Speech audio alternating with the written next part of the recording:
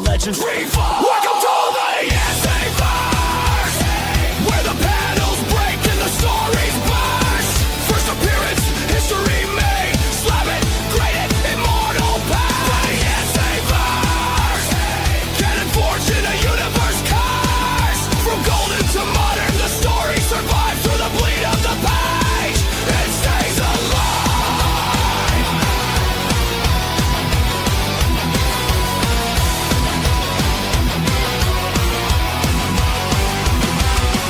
Flip that spec, pump and dump dreams. Holy grail whispers, tear at the seams. Market spikes in the rumor mill's breath. Crossovers ink the line of death. Footnotes trace the collector's code.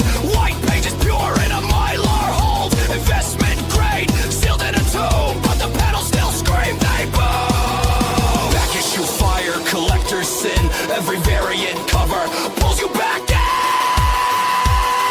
Welcome to the IzzyVerse, where the panels break and the stories burst. First appearance, history made. Slam it, grade it, immortal past. IzzyVerse, canon forged in a universe cursed. From golden to modern, the story survives through the bleed of the page. It stays alive.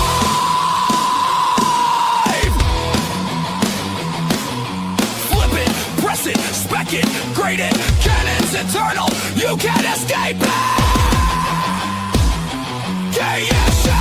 KSU, arcade eternal, bleed through you. Welcome to the IzzyVerse, where the panels break and the stories burst.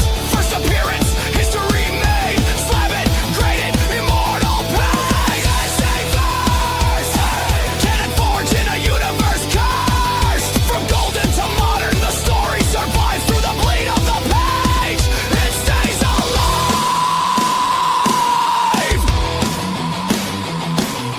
Flip it, press it, spec it, grade it. Canon's eternal, you can't escape it. KSU, arcade eternal, bleed through you.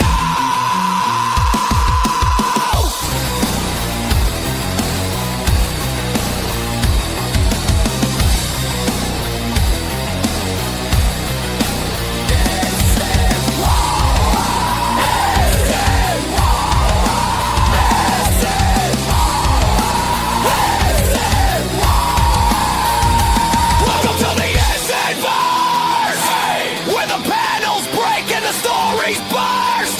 First appearance, history made. Slam it, grade it, immortal. Welcome to the IzzyVerse, canon forged in a universe curse. From golden to modern, the story survives through the bleed of the page. It stays alive. It's more than a run. It's the crossover you can't outrun. The IzzyVerse lives on. The IzzyVerse lives on.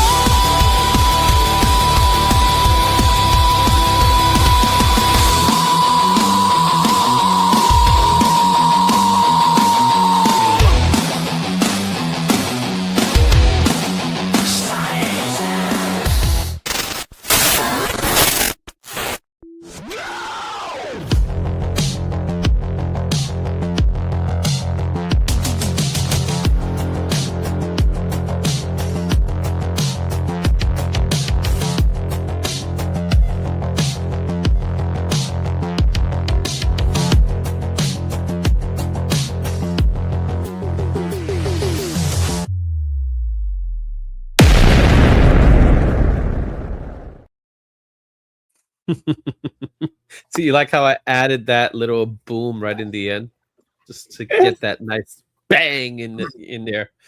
What's up, Cliff? How you doing? I'm magical. I'm magical. I'm extra magical. This magical Is it Pride like Month your with my month? DC Yeah, Pride it's your issue month, right? out. What's going on, everybody, and welcome to the loudest comic book show you'll ever hear. We started off with some good metal music. We give you a little intro, and then me and Cliff, we end up going off the rails. So that's usually how the show goes.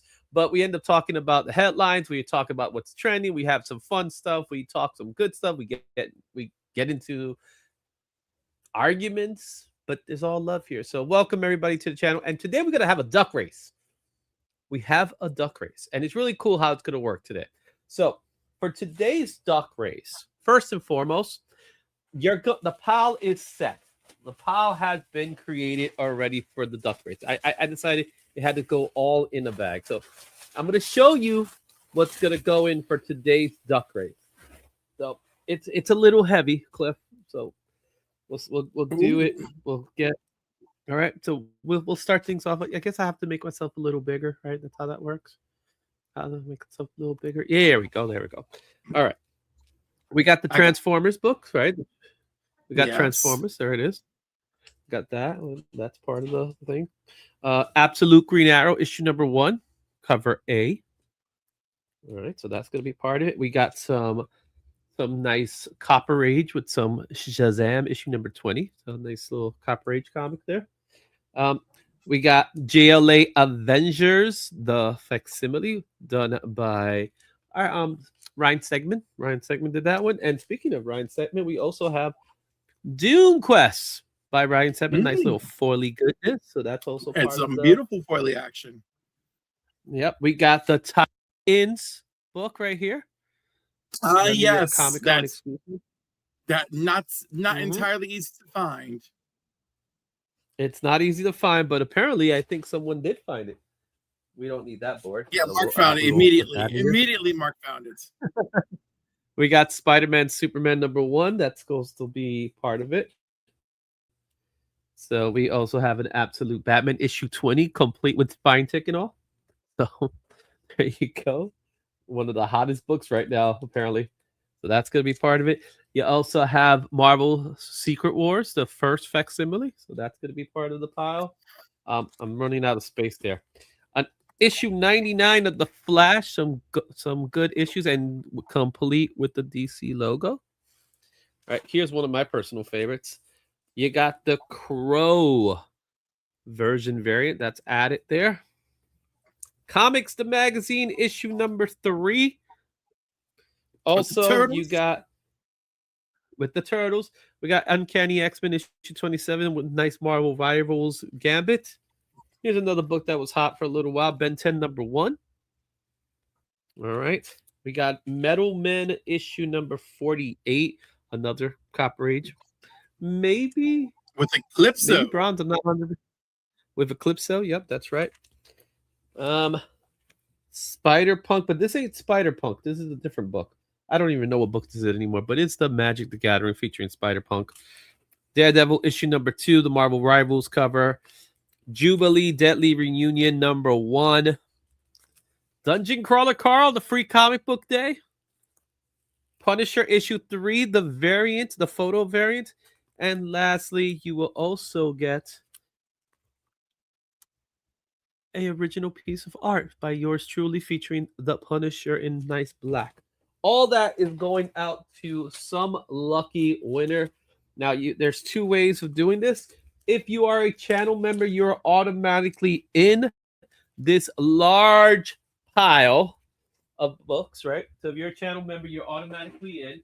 Or if you have dropped a super chat at any time during the month of May or today. If you leave a super chat today, we're going to add to the new pile, but you're going to be eligible for today's running as well. And look, someone already started before the show started with Hurathon with the $2 super chat. So thank you so much, Hurathon. So you're definitely been at it. But let's go ahead and say what's up today. Let's go ahead and say what's up to the people in the chat, starting with Las Cruces. Hello from Nuevo Mexico. Nuevo Mexico. Nuevo Mexico. Heroes for Hire, Matt. Let's freaking go. I love it. Mr. Ali Bulan. How you doing? I'm doing good. How you doing? All right. Nerdy Geeks Comics. What's up? How's it going? Let's see here.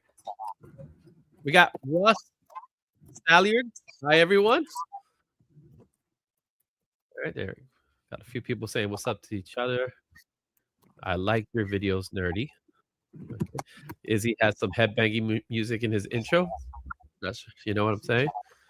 There you go. There goes Cliff being omnipresent. JS says Brooklyn's in the house and ready. Am I getting echo again? I don't think so. Well, you're definitely having trouble hearing me. Okay. Well, I was hearing because I would speak. No, I could hear you. Right, but you're hearing me late. There was a delay. Oh, that's the delay. Is it me or is it you? It's me. It may be you. I think it might be me. Okay. We got anger management. Mi gente, what's up? I love it. All right. So I'm going to kick myself out for a minute and I'm going to let you do your thing for a few minutes while I'll try to refresh. Okay. So I'm going to refresh. Yep. So I'm the one that's lagging. Of course, it has to be me, right? All right. I'll be back. And I'm here to tell you that there's a whole lot of things going on this month. But also, apparently, there's just a whole lot of things just happening today. So we'll be covering all these wonderful topics that God knows I jumped out of bed thinking, oh, I just can't wait to talk about Supergirl Backlash and the DC Blackout and how quickly it ended. Okay, that's better? Yes. Better? Okay. All right. Here, we got repeat it DJ to me. Links 1, 2, 3. Well, I can't do that fast. 1, 2, 3. I'm slow.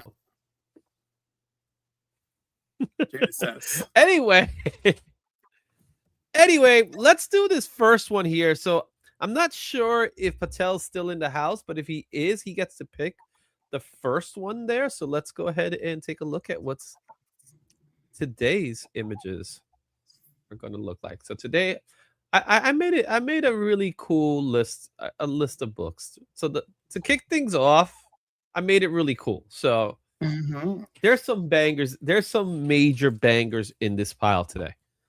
And when I say bangers, I mean there's only one book in this pile that's relatively new. Everything else is a bit dated. So, Patel, if you're in, let me know. What do you want? And go ahead, Cliff. Now that you get to see the icons, what are your thoughts so far? What are you thinking? Okay, in the green, I think it's that chick with like the wing. Nephilim. I think green is Nephilim. That's what I think that is. Oh, okay. And all then right. The castle. I'm not sure what the castle is. All right. But it does remind me of the castle kingside move in chess. And then them lightning bolts things. I mean, either that's a deer. It's a very specific antler. look. It's a very specific look. That one. I don't know. It's giving me Storm. It's giving me Twilight Zone antlers. That's all I'm getting. And then of course Dark Horse at the bottom. JSS has our second one. He already made his decision. He wanted the castle, so we'll do the castle in a second. And then the last one you said is something from Dark Horse. Something from Dark Horse. Okay, so let's say what's up to White Tiger, Cowabunga. He went with the castle, and Phil is and what's up as well. So JSS is going for the castle. So let's do the castle first. And the castle is it's the first banger of the bunch. I will say this is a banger. It's a banger. You're gonna specifically like it when you see it. You ready for it? I'm ready. It's Kingdom Come. Ooh. Issue number 1 of Kingdom Come is the first book we're adding to this pile. So Kingdom Come. See, Elseworlds goodness. Yep. But then again, we got Matt with the $2, and he's going for the horse. All right. So of course, when you when you think of the horse, what are you automatically thinking? My mind is going to Dark Horse. Okay, so if your mind is going for Dark Horse, what could it potentially be? Predator. Good try. Hellboy. It could be any of those, which would be great, but it's not. Okay, the new I book said, with Hero. here's what it is. It's the I'm first waiting. Dark Horse comic book. Oh, Dark Horse presents #1 Black Cross. This is literally the very first Dark Horse comic, which I think is very fitting for today's subject matter that we're going to talk about a little later. So yes, so that's the one that we got in there. So already you got 2 books here that are like really nice. These are great books, personally. So we got those 2, and then we have 3 more to go. So what could they potentially be? We didn't get Horotan's request. We didn't get Huratan's request, but I'm not sure if Huratan's in the house at the moment because he did put it earlier. So that's a possibility. So maybe we'll figure it out. If we get to the one more, then I guess we could automatically give Huratan that last one. So, so yeah, we got the Kingdom Come. We got the Dark Horse present. Did Partel make it? Yeah, I don't think. I think Partel just was there for a little bit. Alien. Okay. What's up, Black Spiders? How you doing, my man? All right. I have that comic. So I think I know what it is with my lagging. It's because I have a lot of sites open for the topic of discussion, and that could be doing it. So who's to say it wasn't? But all right. So we already have one more. So we got to get the 2-1, and then obviously the last one. And everybody here that leaves that super chat today will also be included in today's giveaway. So I got JSS who did that last one, and it was Matt who did it as well, right? Matt for Heroes for Hire. Yeah. So let me put that name in there. So right now we have 49 entries for the duck race, and there goes Black Spiders. He's going for Blue's Clues, which I think we already did Blue's Clues, which I'm assuming that's the castle. All right. Yep. As a channel member, you're automatically in as well. So every time you add to the pile, you get an extra entry. So that's the cool thing. So you get what already in your entry as well as whatever you do. So yes, that's how we do it. All right. So Black Spiders, what is it going to be? So far, we got the green and the red. Those are the 2 that are left. No, you got to pick it, bro. You can't make me pick. That's the fun part about this. Is it going to be the green one or is it going to be the red one? What's it going to be? What's it going to be? I don't know. Yeah. Mm-hmm. Dude, you missed a great show on Saturday. All right. Oh, there goes JSS with the last one there. So we got green. So let's go with the green. So if you see, you said what? Nephilim? Nephilim, yes.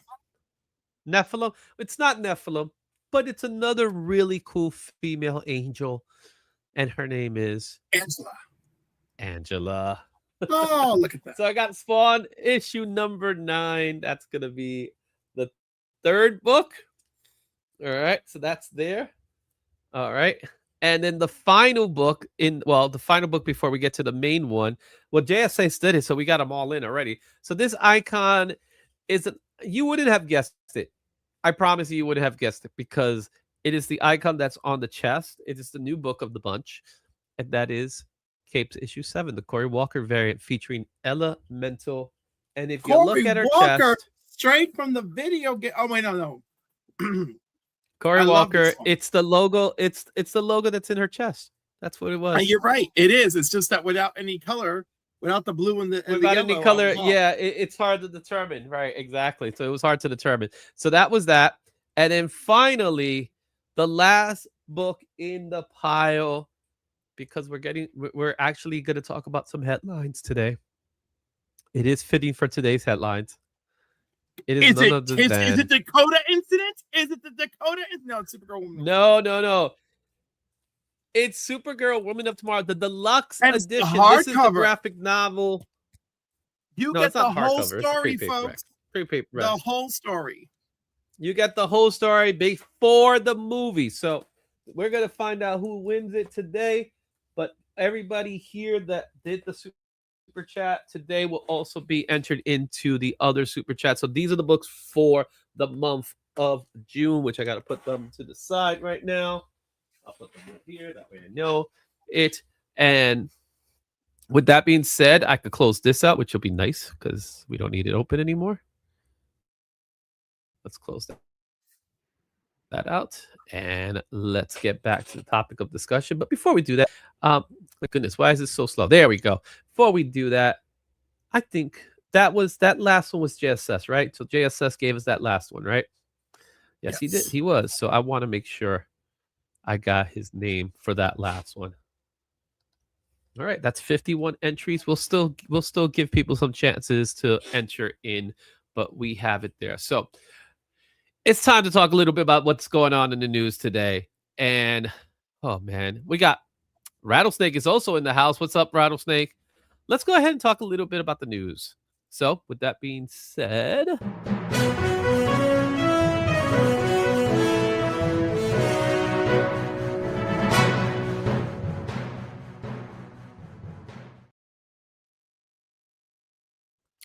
all right. So Millie Alcock is inevitable Supergirl Backlash. I can't really stop them. The actress leads the upcoming DC Universe film set to release on June 26th. Now this is not major news. It's nothing too crazy, but what she's pretty much saying here is she's ready for Backlash. So my concern with Supergirl right now is that I know we're drawing closer and closer to the movie at the end of the month, but I don't know if the movie is gaining the traction it should get, as in positive traction. Right now, most people are saying that it's not doing as good as they may want it to. It's not tracking to the performance level that they wanted to. I'm hopeful for the movie, but I'm one that I don't see that excitement for Supergirl. What's your thoughts on that? I don't know. I'm excited for it. And I see crypto stuff left, right, and center. There's even a new soft chew milk bone that crypto is the mascot of. Plus we keep getting Are we gonna get a new comic book? I don't know, but the point is, no, not in the soft bag. No, I don't think so. But who knows? Who knows, right? Mm-hmm. But they made crypto the mascot of that baggie. So, the only backlash, I don't know. There's a lot of rampant ignorance on the internet. She made reference to people already commenting on her body for Supergirl, and I have seen some of that. Mm-hmm. So I'm already disgusted, and I just ignore that stuff, because that has nothing to do with the quality of the movie, and that's that. But I think she's ready. I think she's ready for those same people who said she isn't the right skinny, she isn't the right build, she isn't the right this, she isn't the right that, and that's why this movie isn't successful. I think she's just building her shell up for that sort of thing. But so she's building her shell up. So she says in the article here that as someone who previously starred in HBO's House of Dragon, she has some experience with intense fandom, and that only helped her prepare for the inevitable. She's ready for backlash she will face as a woman in a leading superhero blockbuster. It definitely made me aware that simply existing as a woman in that space is something that people comment on. Alcock recently told Vanity Fair on what she learned from working on Game of Thrones prequel. We have become very comfortable having this weird ownership of women's body, and I can't really stop them. I can only be myself. And she continues on having this conversation. She even adds on to what Martin Scorsese and Ridley Scott has criticized the superhero genre, talking about being not cinema, and they're comparing them to theme parks, and other people saying things like it's boring as crap. And she gets it. But at the same time, she's promoting a movie, and that's all that matters to her. And I think that's the right approach to be on with this. You know what I mean? So I find it commendable of her that she's getting ahead of it before it gets to her. And you know, to be honest with you, she's a phenomenal actress. Yeah, So, I think and so. I think that's going to help the movie a lot. But I also think that I'm not sure what to expect from this movie. So, what do you think this movie is going to open to? I definitely think local, it's not going to be. I don't think it's going to be disappointing. I feel safe in saying that it's going to be over 100 million for opening weekend. You know, which is like the all right. So the best domestic 100. Domestic 100. Yes. So you think okay, domestic 100. All right. I don't think it's going to hit that 100. My personal thought. I think it hits 85. So I think that's just so terribly bleak. I do believe it's bleak, but it is the same number that we got with Mandalorian. I feel like it's in the same traction. Yeah, so, but I know no. Do. Mandalorian suffers from a lot of other problems. Yes, it does suffer, but that's the number I'm going to go for. That's why. So I want to make a wager with you.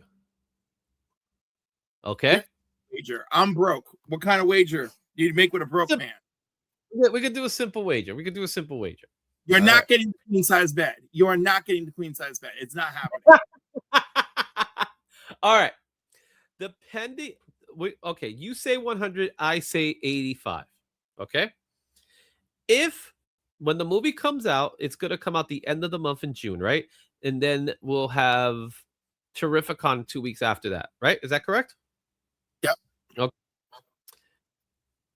If that's the case. All right. If do me dirty already, folks. You see it? All right. How's this? How does a $20 comic book sound to you? Interesting. That's the wager. $20 comic book. That's the catch. We get to pick the comic book of choice, and then the other person has to get it for us. Listen, when I come to you with Brutal Force Animals #2.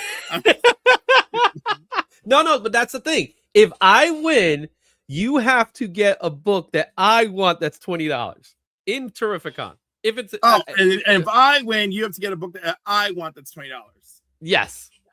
Do you know what's even more fun is trying to make sure you actually pay $20 for the book or less at Terrificon. Well, no, that's the catch. It's the fair. We're gonna go with the fair market value. No, we're gonna go with fair market value. Then we're gonna run into people. Then we're gonna run into people who have books marked up, and then you gotta be like, "No, this is the fair market value. No, I lost a bet on this."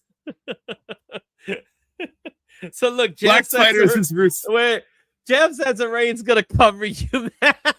He already has you covered. No, this has to come from Cliff's pocket.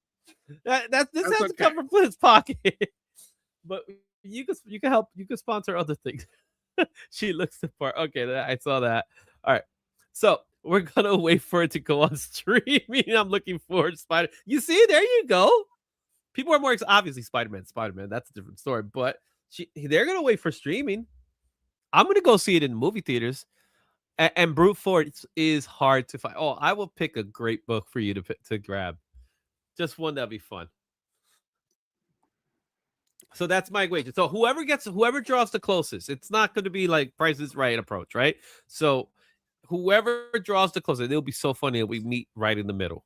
But whoever draws the closest, I say 85. That's my number. I'm going to stick to 85. You're going for 100. There's some weird ass Price is Right rules that we're playing by.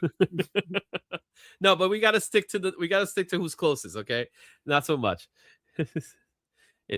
So if it comes out to 95, if she makes 95, it's closer to me, so I win this. Yes, exactly. If it's 95, it's close to you.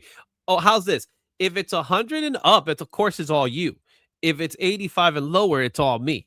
Right? So it's the in-between part, right? That's a sad statement, but that's fine. All right, so there you have it. So there's your rule.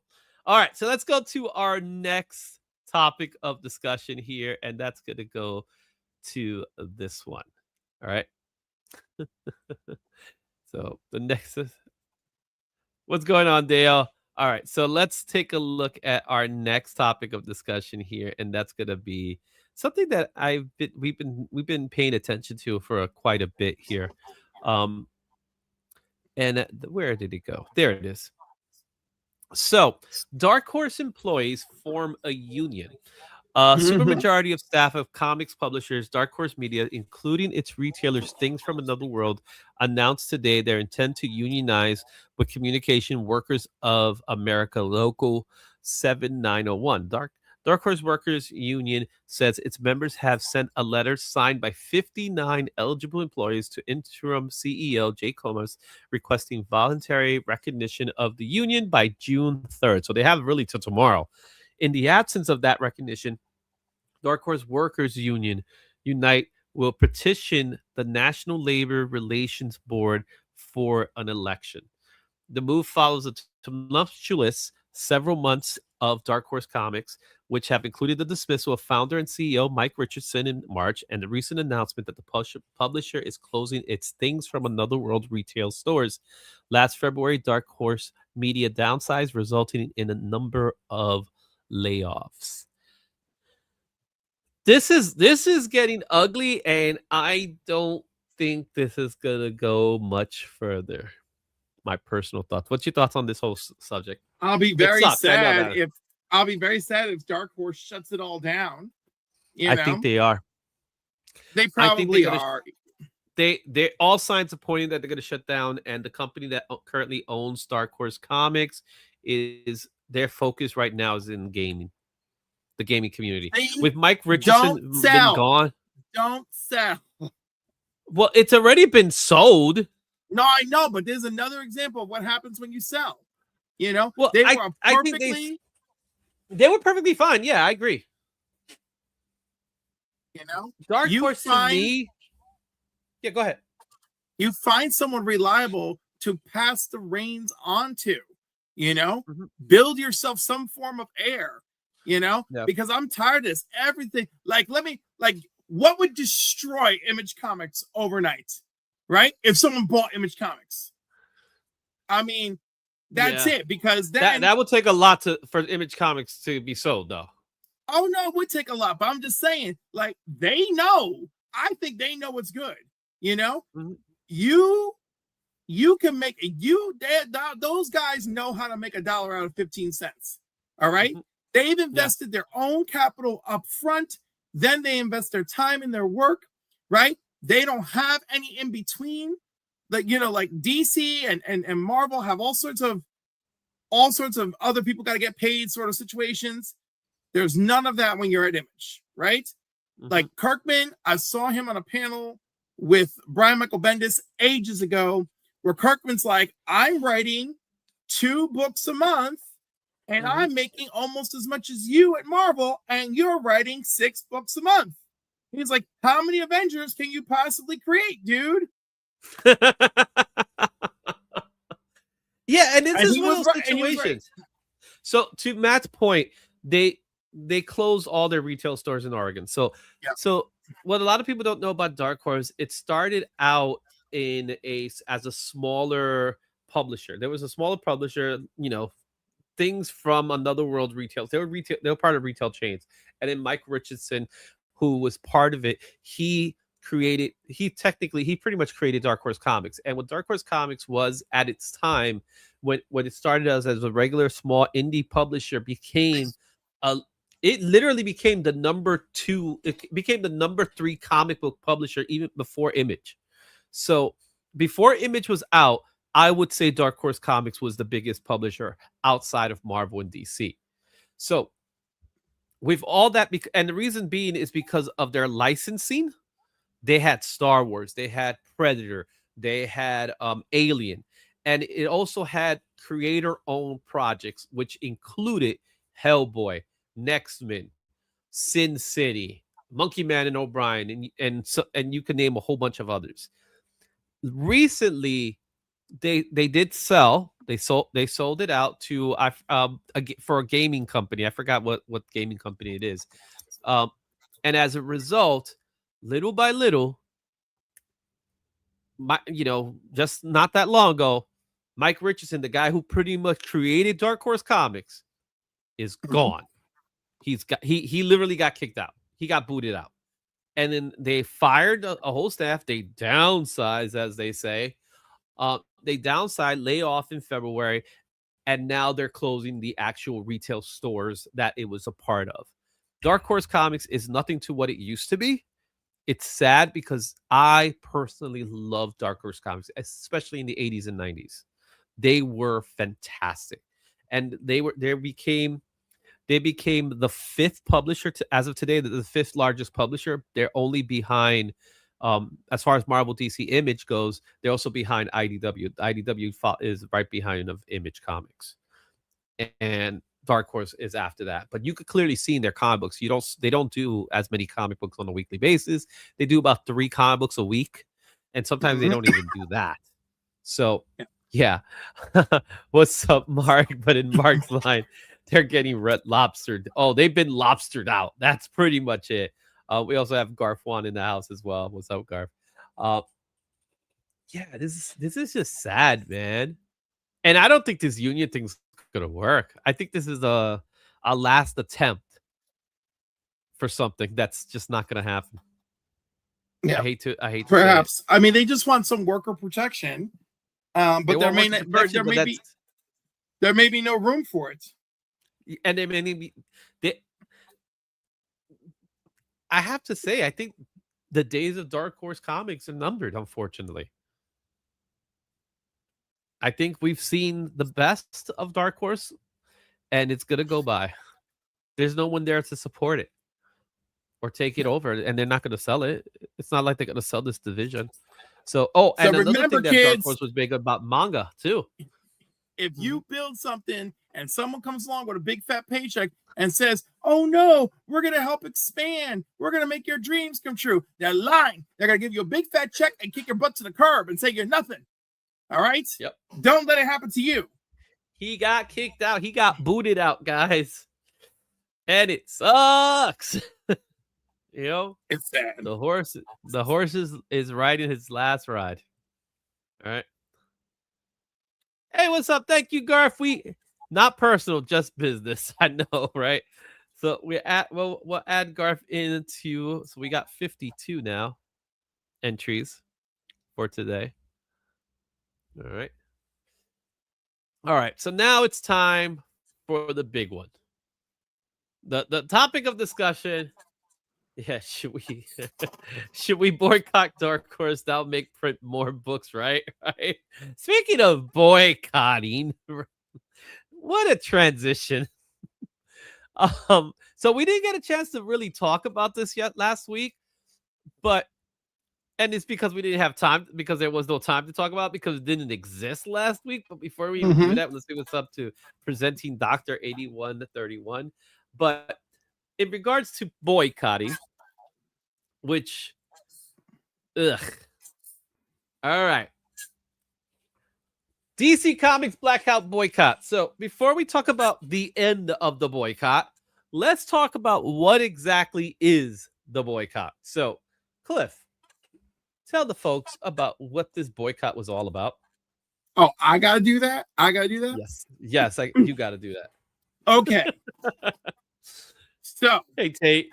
The premise of the boycott is that DC, for 1,200 days-ish, did not have a main continuity Black-led title.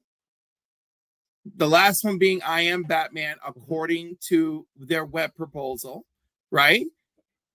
One of the number one arguments going into it, and even I had to watch the video that Mark mentioned this afternoon. I went back to it to understand. Oh, Mark was on it. He was on it for a while, bro. Well, he was, but the ending concluded in the manner in which it concluded. After all of the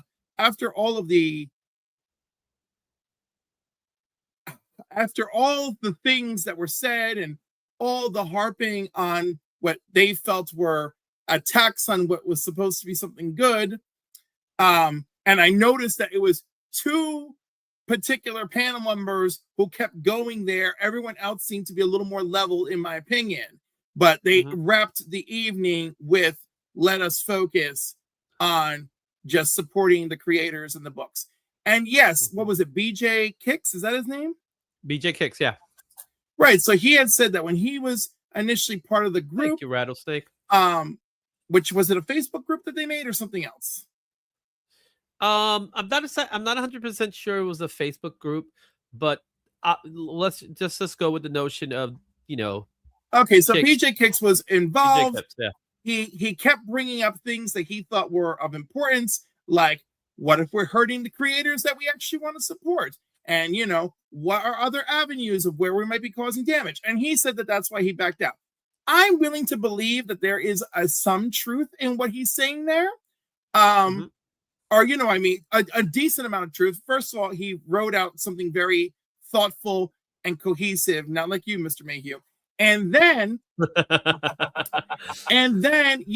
when they settled on this, hey, we're just going to focus on supporting what we love and putting more effort behind that. I mean, that was basically the messaging that he had already come to his own conclusion on. Now, Brandon is a real one. So, the thing is, we all want our representation. We know the representation exists. It's just not being utilized. And then that's where we have these things. I don't think that this is just like, I think the desire for what they wish to achieve is not bad. It's just that the execution was a little fast and a little furious, pun intended. But my version of support was and will continue to be buy the books. So I'm going to buy every freaking cover of New Titans when Static arrives, even though I'm already reading New Titans, Yeah. And to me, the whole concept, the whole argument was we don't have Black representation in the actual comic books, the characters, right? That a character is leading the series. Right? As a lead, right? So it to me, the argument was weak by itself. Like in its scope, it was weak. I get that part. I get that you want representation, you want people lead, but then you were being nitpicky, right? It had to be in main continuity. So Absolute Green Lantern didn't count, right? It had to be an ongoing series. So Green Lantern John Stewart War Journals didn't count because that eventually became a limited series, even though the intention was for it to be an ongoing, right? Yeah. So there was a lot of things about it that just didn't make sense to me. And I get the argument, right? I get the argument of we need more Black representation in comics. The whole thing to me was more on the lines of why are you being so nitpicky on who's in and who's not? And more importantly, why are you not paying attention to the actual creative side of things? Because you got Jamal Campbell, you got Sanford Green, you got Aletha Martinez, you got names in DC Comics already as of today that are working on titles. So why are those people not being accounted for in your argument? You know what I mean? That's the part that was weird to me. The end result. That's the end result, right? Is that, oh, look at all these creators and we kind of like jump the gun on this. Yeah, within 4 days you realize you're screwing the creators. I know how disappointing it is that there was okay, can I address Mark right now? Yeah, go ahead. All right. The Absolute Universe. He's addressing this part.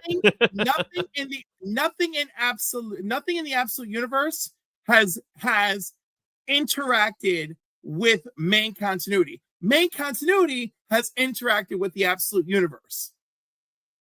I think that's shaky. They're still separate universe. Do you count Counter Earth in Marvel Comics? Is that main continuity? Or are they over wherever the heck, the High Evolutionary put them? And it doesn't matter because I'm not that nitpicky. I think Absolute Green Lantern being an ongoing that's led by someone that is a character who's Mhm. Black and female. I think it's great. So, Yeah. but at the same time, it's basically some kind of else world. Superman 31 through 33 is Darkseid's Legion, and these interactions are with the main continuity to Darkseid's BS. We have not seen the absolute people interact with main continuity. We haven't. Okay. It's not there. There's no issue of absolute Batman, Superman, Wonder Woman, Flash, Martian Manhunter. Not one where any of that is addressed. I don't even think any of them have a clue about Darkseid, except for little tiny microscopic Easter eggs, like from the Scarecrow. I'm just saying, to the average Joe comic schmo passerby who's not buying as many books as we are a month, I just don't think it's really worth noticing. But it's fine. You want to stand on your hill. You love to be right. Enjoy it. I don't care. Let's get Now, back to the topic on hand. back to the So let's topic go. at hand. Let's go to what he actually And the said. one thing in we can all his- agree on. So this is what he said recently. In fact, as early as today, right? It was today. It came out this morning. First and foremost, we want to thank everyone who has supported the DC So White campaign. Since the beginning of this year, thousands of comic readers, retailers, creators, and fans have joined us in advocating for a greater investment in Black characters and opportunities for Black creators within the comic book industry. Today, we are announcing the end of DC Blackout boycott. This decision comes after a lot of reflection and conversations with members of the comic book community. While the boycott was launched to draw attention to an issue we believe remains important, it became clear that the conversation surrounding the boycott was often overshadowing the larger goal of the campaign. The fact remains that it has been more than 1,200 days since a Black character has headlined a solo series in DC Comics mainline continuity, referring to I Am Batman specifically. We continue to believe this is an issue with worthy discussing and addressing. However, we also recognize that many fans, creators we care about felt the boycott unintentionally minimized books, characters, and creators who work provide meaningful representation for women, LGBTQIA plus readers, people of color, and other marginalized communities. That was never our intention, and we apologize for that impact. We heard those concerns, and they play a major role in our decision to reevaluate the boycott. Our goal has never been to take representation away from anyone else in pursuit of our own. We believe that Black characters deserve greater support and that the creators and books currently providing representation across the industry deserve to be celebrated and supported. As a result, DC So White, that makes me laugh, DC So White, will continue as an awareness and advocacy campaign rather than a boycott effort. And we could just stop right there. In other words, I like it taking an advocacy turn. Yes. In other words, we didn't really think this through. No, I don't feel like they did think it through. And the thing is, And who's the day? I can't remember every single person, but I'm not saying who, but I'm saying of the people that made this a thing. What exactly? Who are the people that said let's do this? And obviously, 4 days later, they already made the decision that this ain't gonna work in its current format. Again, because they were not prepared, and they were under a lot of impressions, right? A lot of impressions, that they had people, working on the inside who were like, "Hey, this is a great time to do something like this," Yeah. And I don't know. This is allegedly what they said. I feel like the reality of the situation may have been that they jumped the gun. Also, there's some accusations being thrown around. Looking at who's involved, I don't expect these people to be chasing clout using this. Yes. I am sus about one of the people involved. One You're person. talking about James? You talking about James Porters? Specifically? I'm not. Okay, just making sure. I'm not even sure who we're talking about. Okay. That's the I campaign know who founder. I'm talking about, but I'm not going to say it. All right. Not going to say names. Okay, we'll keep this hush hush. So this also led to Rob Liefeld saying some stuff. So do you hear about Oh Rob? my God. Rob knows how to stick his foot in it. He really does.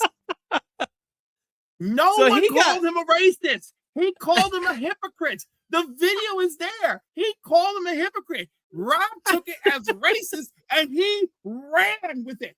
Ran all over with it. And then he like show off some of his characters And then too. worse yet, we got people like this. You know, no, nothing should excuse Rob in this situation. Nothing. Because the point is, he's still a hypocrite, and then you wear the win. He wears the title of "You look like a racist." The number one thing you look like a racist is, I'm not a racist. I have black friends. Let me call upon all of them across the internet. Let me call my black friends. Now, I'm not calling him a racist, but I'm telling him he's doing this dumb, stereotypical thing, and it ain't a good look, you know? Yeah, I think it's just, you know, sometimes. And Rob's one of those guys, he's another one that likes to just speak as fast as he can think, right? He speaks faster than he thinks. Okay, so Mark, let's be clear. The same man who made the video with the tape on his nose, is he the one who called Rob a racist in the comments? Because that is the way that Rob has been behaving, okay? And I don't see it that way. That guy never said it, called him a hypocrite. I didn't see any comments by that guy to Rob calling him a racist. Other people did. He says no. He said no, sir. Right. So I'm saying Rob's sudden call to action, oh my God, why am I being called racist? Targeting the person who only called him a hypocrite. Own it, sir. Own your crap. And speaking of crap, cocaine is a hell of a drug, Tate. What do you think about the popcorn bucket?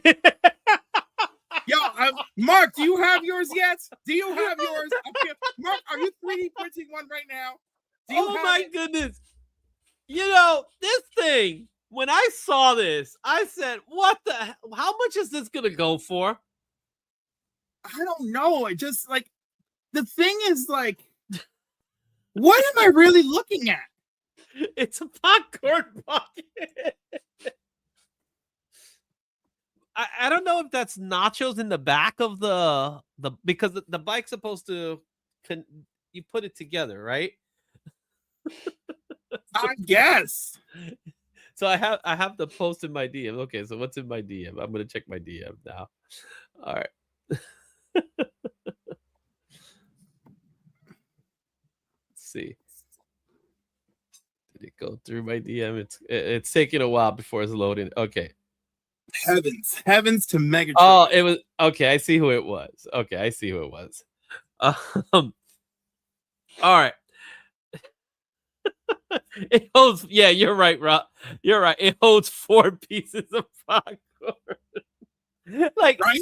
Like, did you see the video of them pouring the popcorn on it?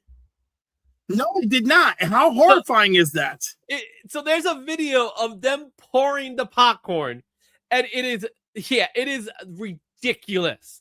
Like the fact that someone decided to make this a popcorn bucket was like really 3 pieces. Why the hell does he have blue tape on his nose? Look. Oh my goodness.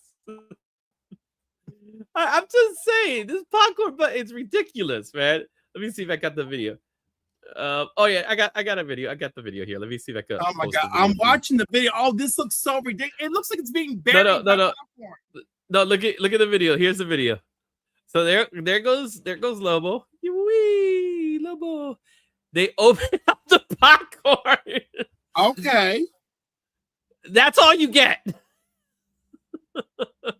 And how much is this action figure going for? I don't know.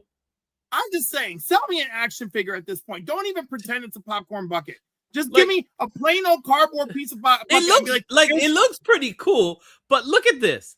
Look at not even half the tray. Not even half the tray.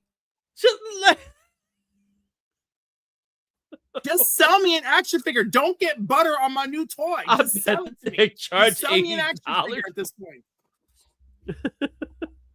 We should. No, I ain't wearing. I am not down with that, dude. Mark, Matt, that's you, not me. I ain't doing the blue tape thing. Maybe 70.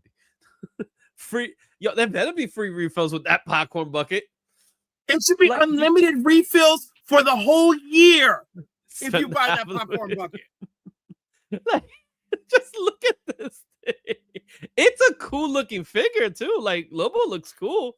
She opens it up and my God, the way that goes. she manhandles Lobo. You know what I'm saying? But I bet you he likes that though. There's your Lobo version of Lobo. There's your Lobo bucket there. I just thought that was so funny. So you guys let us know in the comments what you think about today's headlines of so going back to this topic, what I wanted to do is I wanted to identify 5 superheroes within, or 5 characters within the DC universe that could benefit from having their own ongoing series, because that's what the argument is, right? Do they have their ongoing series? They are, and we could think of way more. I honestly believe we could think of way more characters that could be included in it. I made my selections. I didn't ask you to come up with 5, but I think you and I will be sharing a lot of the same ones, and they might be others that I might not mention that you'll mention. So let me go ahead and it's almost an obvious list. You know what I'm saying? It's not anything to worry about to go crazy over. So there we have it. So these are the top. This is what I consider to be the top 5 black characters that deserve their own series. Now I'm specifically going with black characters. I'm not including characters that are from the LGBTQI community. I'm not including Hispanic characters or Asian characters. Or anything of that nature. We have crossover. Okay, some of our black characters. I'm not saying, but if anybody needs to be upset, where's our Hispanic characters? You know what I'm saying? Where's my Blue Beetle? Give me my Blue Beetle back. You know what I mean? What is he doing? You know what? You make an excellent point. Where's my Blue Beetle? Give me. That's the only one I got right now. Blue Beetle. And let me tell you, I bought the hell out of the last series too. Got the Mexican descent, and that's fun. I'm okay with that. So. Yes, I'm the authority on this topic. Well, I'm Puerto Rican, so I guess I could count as a minority, right? I fall under the category, right? Minority. I got black friends. Oh my God, Izzy, shut up. Okay, we count under the people of color umbrella just barely, so that's it. Keep going. Yeah, we're as white Spanish as you can get, right? All right, so these are my personal choices. And again, I think this is most people's personal choices. Obviously, the number one guy to me is going to be Green Lantern, John Stewart. He's, for many people, he is Green Lantern. So if you grew up in the late 90s, Green Lantern was John Stewart. Would you agree to that? I said late 90s, by the way. I didn't say early 90s. I say if you grew up on it. I'm not talking about you and me. We're a different generation. No, I'm just saying, like, I feel like when did Justice League Unlimited start? Or like 2001? Yeah, later on. Yeah, that's when I feel like I feel like that's when he became the Green Lantern for a generation, was then. Yeah. And I honestly believe with what's going on right now with the Lanterns TV series, I honestly believe that John Stewart, by then he will have a book, because there will be, as we like to say the word, synergy among comics and a TV series in DC. So I think it's very likely. To many people, John Stewart. Yeah, I think John Stewart will get his book again, and it will be an ongoing. Now, the one thing that I will say they should stay clear of is making it a Green Lantern core title and making him the star of the core title. I don't think that's helpful. You know what I mean? I think it just should be the way, Green Lantern, John Stewart. Although he's been carrying a few story arcs, like, it is a rotating lead character kind of book. Mm-hmm. It really is. But they should not do that. That to me is a cop out. It's a little bit of a cheat, but I don't mind it, because then there's a sandbox to play with some of these characters that maybe we can't get around to. But Yeah. yes, I think he's not my number one choice.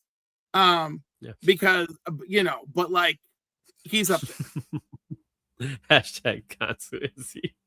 Oh, please, everybody wanted to cancel me. Yeah, I see a lot of people here. Going to our next guy. Yeah, if it's not Green Lantern, then it has to be Static Shock. Yeah, Static's right? my number one. Right, Static. Now he's your number one. Why would you pick Static to be your number one over John Because Stewart?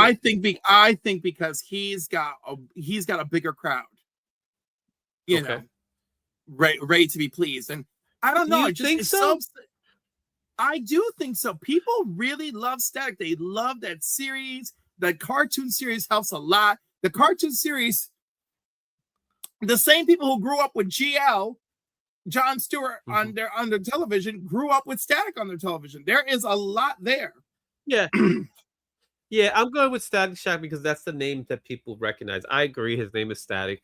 He's going to go by Static in the comics, but I honestly believe they will call if they were to do an ongoing series with Static, they're going to call it Static Shock. It just makes sense. People identify with Static Shock more. They tried that during the New 52. It didn't do nothing. Just call it Static, and that's it. Put Virgil hot front and center on the damn cover, and let's go. So what I think they should do is, now that they're doing the collaborations with Marvel, get them doing Static and Miles. Get them do a book together. Why not? Not a terrible idea. It's not a terrible idea because technically he's DC's version of Miles Morales, but not to the same extent as, I guess you could say, popularity. Well, Miles' book is a fantastic, steady performer. You know? Yeah. And he's Puerto Rican. Mm-hmm. And black. He's Latino. Well, he's the. Do you remember the story about him being black, Latino, and at one time they did announce that he was going to be gay? Oh, I don't remember that. Oh, early on they were talking about that. Well, years ago, I remember. I mean, I would have been the one person okay with it, and then like me and every other one. But it was one of those situations of like, let's try to get all the characters into one person. We'll get the Spanish, we'll get the black, we'll get the gays, we'll get them all together. Which I think didn't work out, and that's why they didn't do it. But they got the black and Spanish part together. But it really was a thing. I'm happy with what we got with Miles. Yes. All right. But I like Static. I think Static is... Even with Static, we got his best friend is gay, so there you go. Yeah. And there you go. Mark really wants Elliot Page to be a character somewhere. He's dying for Elliot Page to do a character. All right. Here's what I think is a character that deserves their own book. Too. And it's a character that I don't think anybody was thinking about, but I think this character deserves her own book. I'm going for Amanda Waller.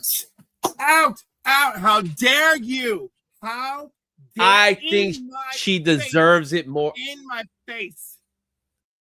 I say yes, because the stories you could tell with again, it'll be like S.H.I.E.L.D., but in this particular instance, it's Amanda running the show. Why wouldn't you want to see an Amanda? They're planning to do a TV series with her. Everyone in the chat, write the number 2 if you are sick of Amanda Waller, please. I'm not sick of Amanda Waller. I love Amanda Waller, but I think she could have her own series, and it would be really good. They overdid it with Amanda Waller. Okay, they overdid it, and I'm done. All right, like I'm not saying we can never have her again. Holy potato. Yeah. we are I'm not. I don't do the obvious all the time. You know that. I don't care that you don't do the obvious. Do you know how many? She stole the pearls. There are so many. Look, Black Spiders likes them all. Right? Didn't she have a thing in Absolute Power? Amanda Waller should have her own book, man. It would be awesome. Yeah, no, hard disagree. Who's next? Don't care who's next. Look, I'm I Team got Waller. everybody. This is a betrayal. This is absolute betrayal. My God, when Mark has to step up and acknowledge my betrayal after he was You crapping guys all were over just me in Darkseid, arguing about 5 minutes ago. right, I'm 5 minutes saying, ago, he's give like, me a wait a second, Mallard. Izzy, this is a betrayal. Cliff has made his feelings very clear. Give me Since Dark Amanda Crisis- Waller series. I want to see her in the series. I want to see her doing the crazy stuff that she Really? always does. Have you read all of her series? Because there's a whole bunch of stuff you can Not the read about most Amanda recent Waller ones. from the last 2 years. But I want her own series. She needs her own series to me. Yeah, They gave they're her doing some crazy miniseries. They gave her a Black Label freaking magazine-sized book where she goes after the Wildcats. They gave her more crap than See, I've Hyper seen them Black give Knight anyone saying else. yes. David loves to instigate my fights. It's okay. I understand. Shout out to David. Love There you David. go. How are you? All using government name there. All using the government name there. I just said David. That doesn't mean anything. John Riley. Yeah, this is John. All right. You ready for the next one? Anything at this point. Good Lord. Bring up I'm gonna Simbi go with next. another female. I Oh, hope you it's said it. Vixen. Thank God it's Vixen. Come on, you know I had to go with Vixen. I love her. She's awesome. She is. She's in my top 5. You know, she is amazing. She's a missed opportunity. We have a little bit of fandom for her based on Justice League Unlimited. You know, she's got everything. And she can be really creative with her powers.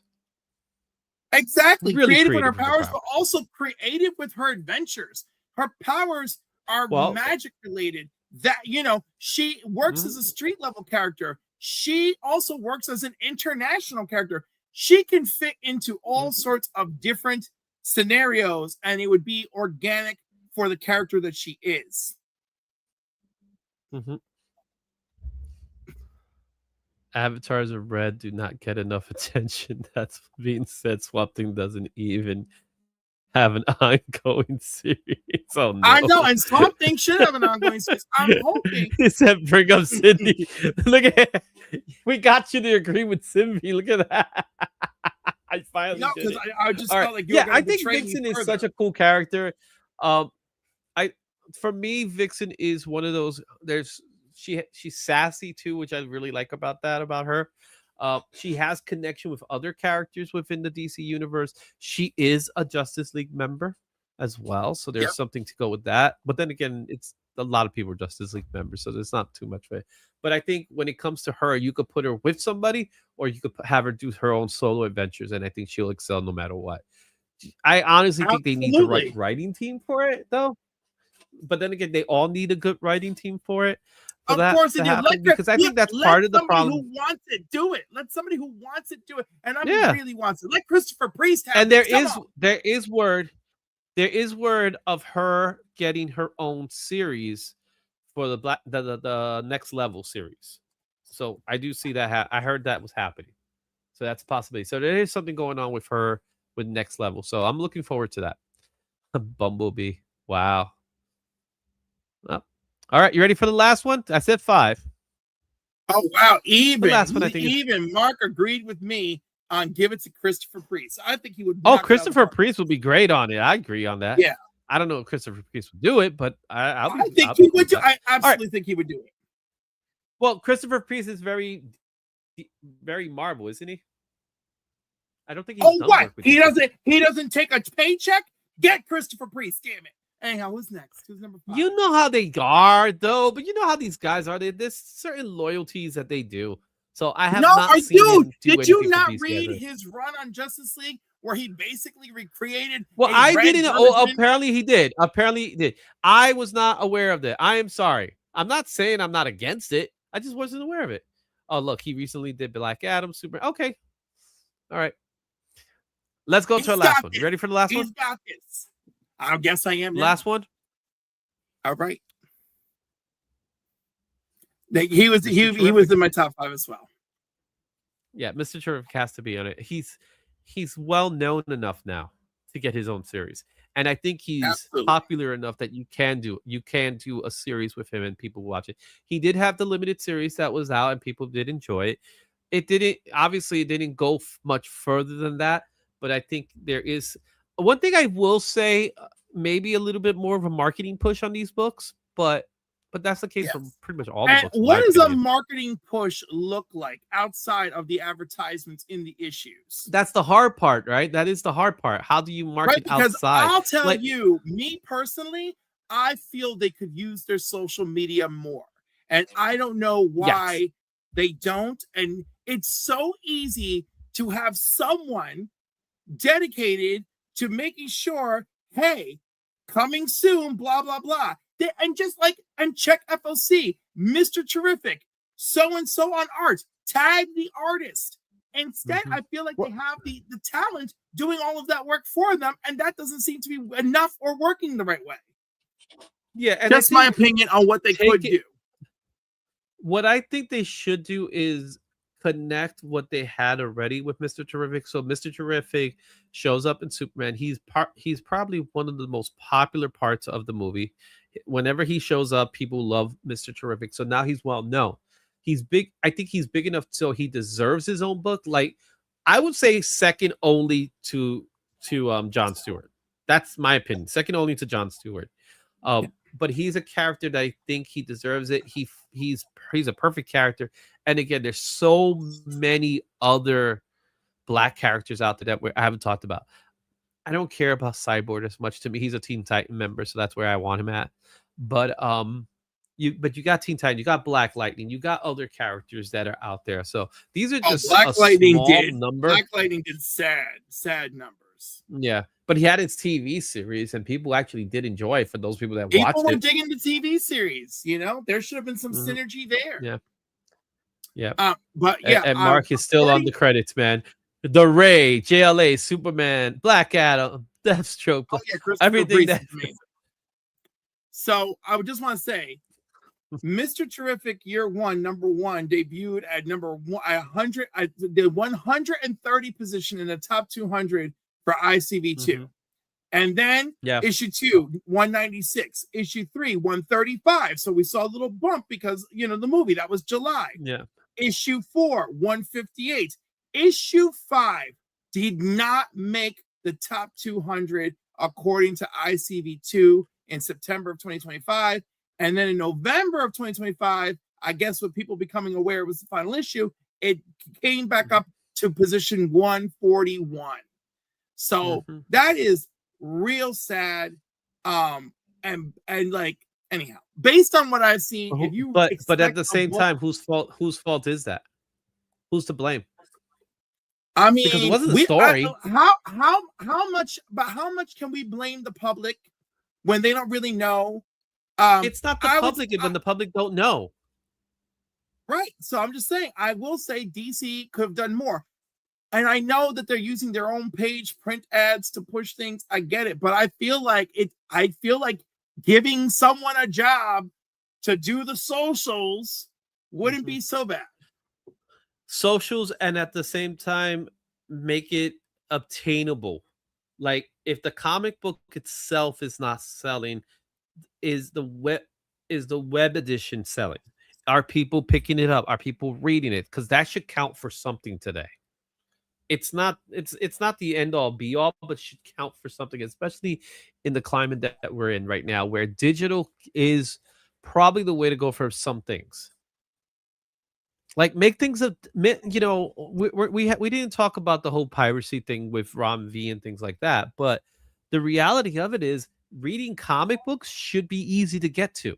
Make comic books affordable for people to pick up, to read. Make them $1. You know what I mean? It's like, why do they need to cost the same price as the printed edition? Especially when the digital edition is not going to cost them anything. You get what I'm saying? Yeah. Absolutely. What's going on, Comic Caps? All right. There was a whole ass $200 million marketing campaign called Superman that had Mr. Terrific's face everywhere. If people were at all curious, they would have found the book in no problem. They didn't go to the shops. That's it. I'm just saying, it had a bump because of that. the book actually surges back up in July of 2025, which looks symbolic of people being curious with the movie. And then I don't know why people didn't stick around. It makes me wonder what shops were ordering. And that's the other thing too. The orders, right? So these are based on what was ordered because based on their limited pool, blah, blah, blah. So that also was, the shops were just not that enticed to order. I guess maybe some people inquired about it, and that's why we see the boost come July. Yeah. I don't know.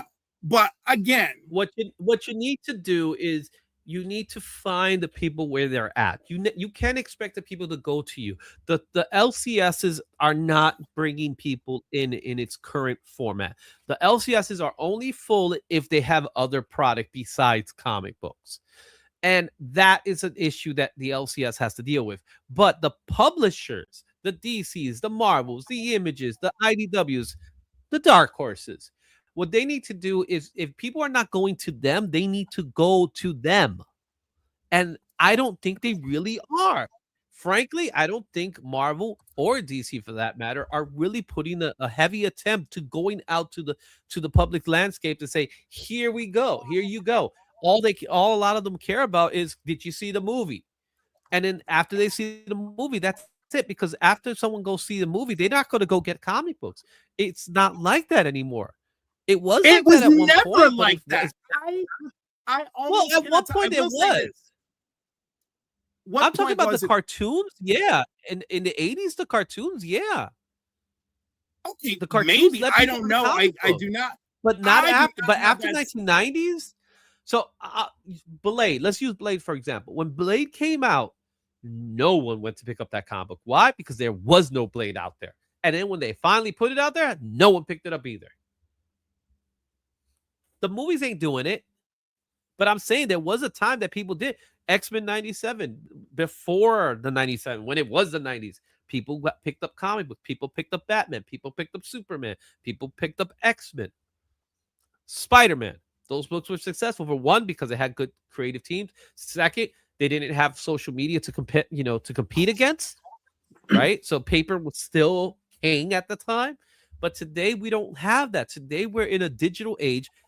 Make things attainable. Make it easy to grab. Put it in my face. Like you said, there should be more of a social media push. Spend the dollars to put things on people's social media so that it just pops up. But they don't really do that. Doesn't really happen. No, they don't. Let's see. The most recent thing from DC is about Runaway to Ruin. Runaway to Ruin. I don't know what that is. Then get your Supergirl. Then get your Supergirl artist collection hoodie. Yeah. Then a shot from Superhero Girls. Then a little more attention for Supergirl. Then Sonic, Absolute Catwoman, Absolute Green Lantern. Then just a random excerpt from History of the DC Universe. Then a quick interview with Porn Sack about Green Arrow. Then then a blurb about Barbara Gordon and Next Level. Then Happy Anniversary to Kingdom Come. And by the time I get to Happy Anniversary to Kingdom Come, that's 5 days ago. Yeah. Now, of course, to get to. There is unbelievable. Okay, they did actually tag Torrin Clark for New Titans. I'm happy to see that. Okay, cool. All right, so there you have it, guys. That is our list, and that's our conversation when it comes to Black characters that deserve their own series.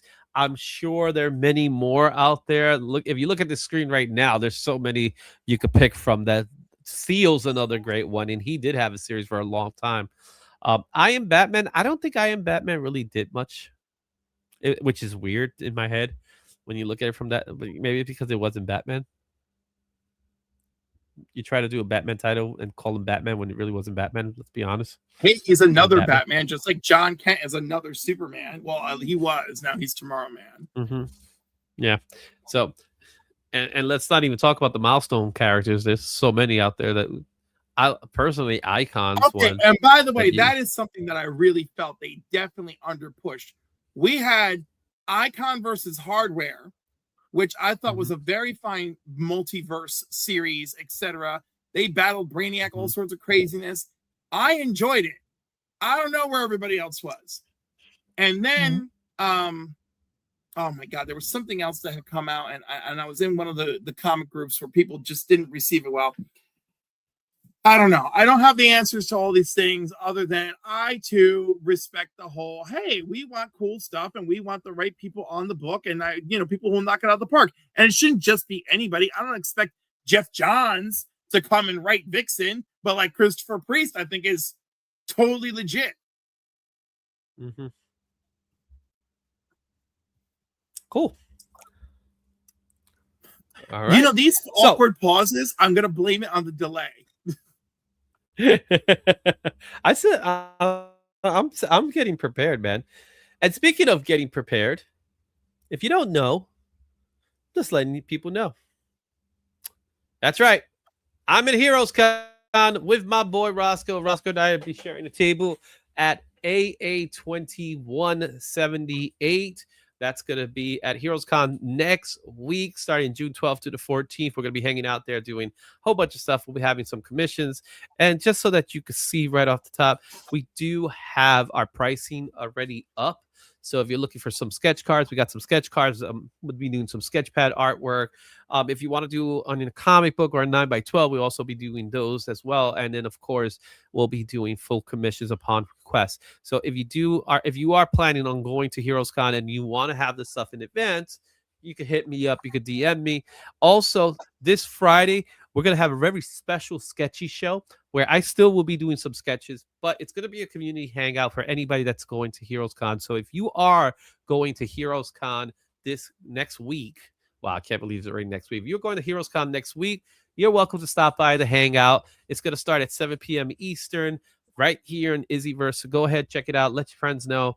I want to know what you guys want. I want to know what you guys are interested in. I want to know what you're planning to pick up. So that's going to be a lot of fun and stuff like that. And Cliff, we're going to miss you, bro. We're going to miss you.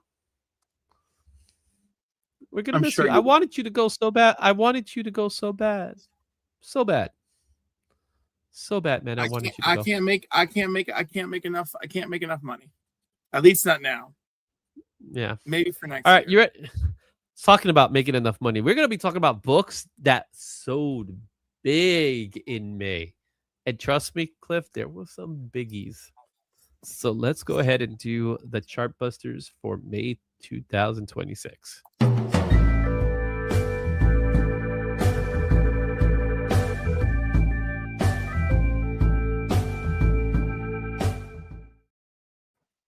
All right, here we are.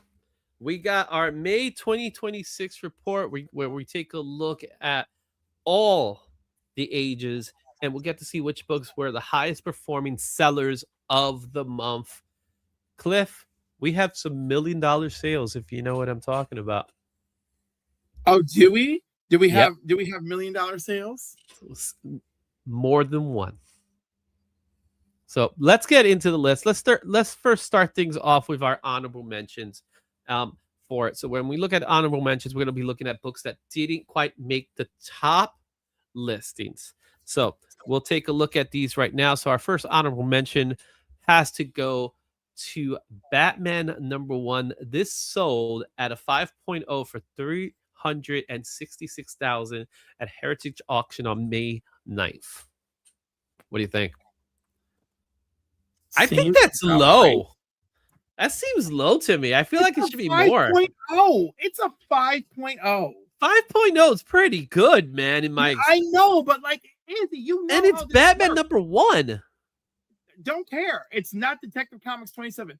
But it's still that's #1 book. You can only look at the big numbers once we start seeing 8.5 and 9. Then it starts becoming 5.0 isn't bad for a book that goes all the way back. It's not, but it's also a whole freaking home at 366.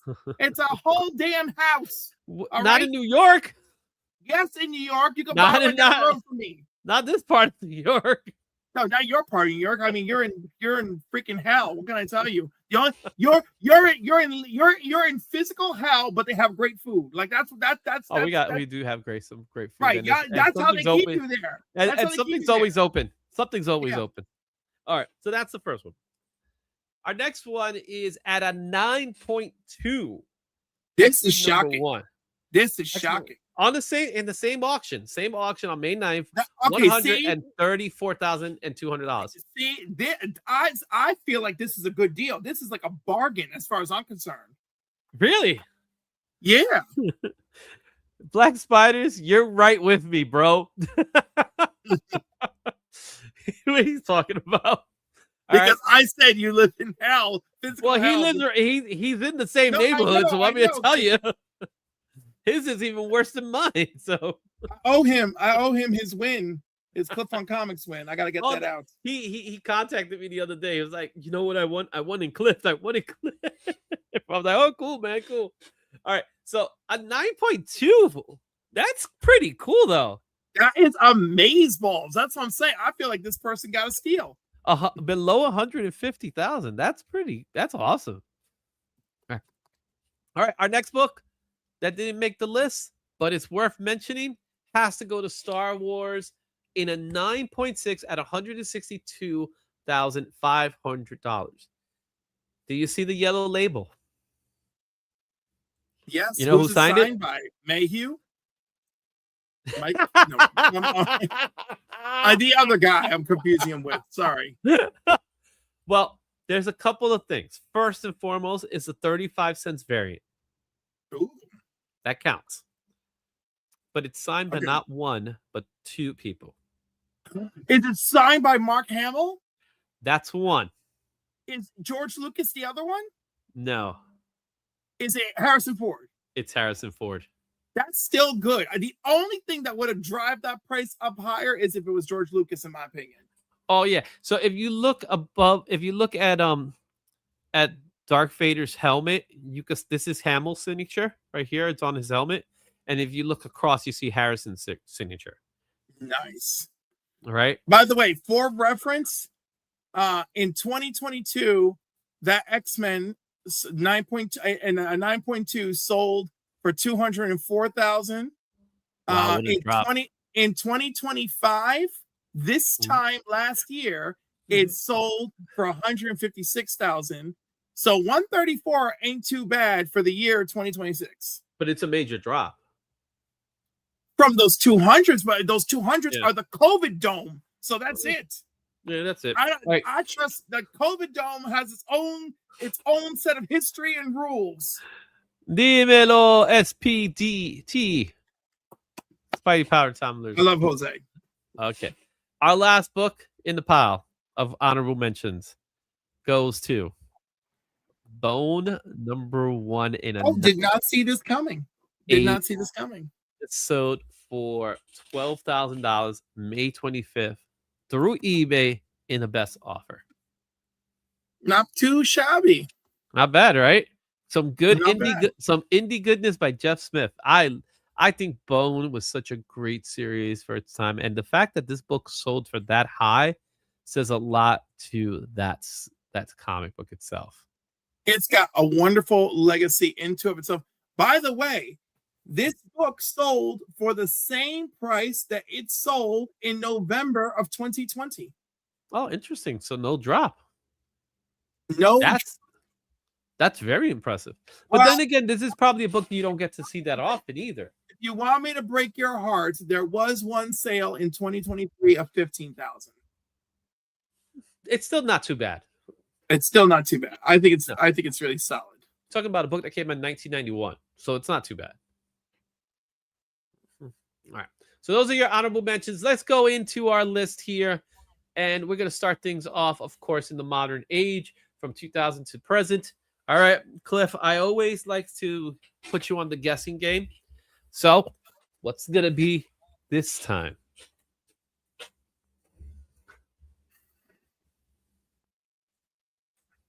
You could ask me questions. Are we seeing a repeat? Did we see this book before? Are we seeing a repeat?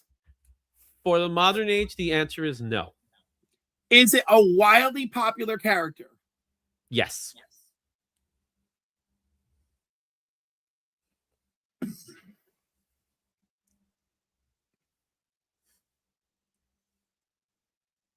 Is it a DC character? No. I'll give you two more. I feel like we're playing Guess That Key. We are. You know what? Just roll the beautiful beam footage. Let's find out. So you're not going to take... Well, at least give me the guess at least. You already asked some questions. Black Panther. It's Black Panther related. It is not Black Panther. Okay. It is Spawn 185, the Potasio sketch variant from 2008, sold for $14,030 in Heritage Auction on May 12th. This is a very rare variant. In fact, there's only 37 copies in the census. Among them, only 12 are 9.8 and 6 are 9.4. We got ourselves a 9.6 in this book, which is a very low. It's a high. It's it's still 9.6, but yeah, this is a book that during this time Spawn was not getting as much love as he got when he first came out, or when he's continuing getting it. And this is a Potasio and McFarlane. McFarlane did the inks for this book, for this cover, and he wrote the story, but Potasio did the artwork in the book itself. If you want to get the color version of this. Mm-hmm. Just the standard color version, it already is a raw book about $40-$40. Wow, what a difference! Get rid of the cover, you got $14,000. I mean, go figure. You didn't see Spawn coming, did you? I mean, I'm not completely surprised. Mm-hmm. This is one of those books. It was, I don't know, I forgot if it was a ratio or something like that. But it is, as you can see by the census count, there's not that many that we know of. No, so. and there are many variants of this on eBay, but certainly not the original.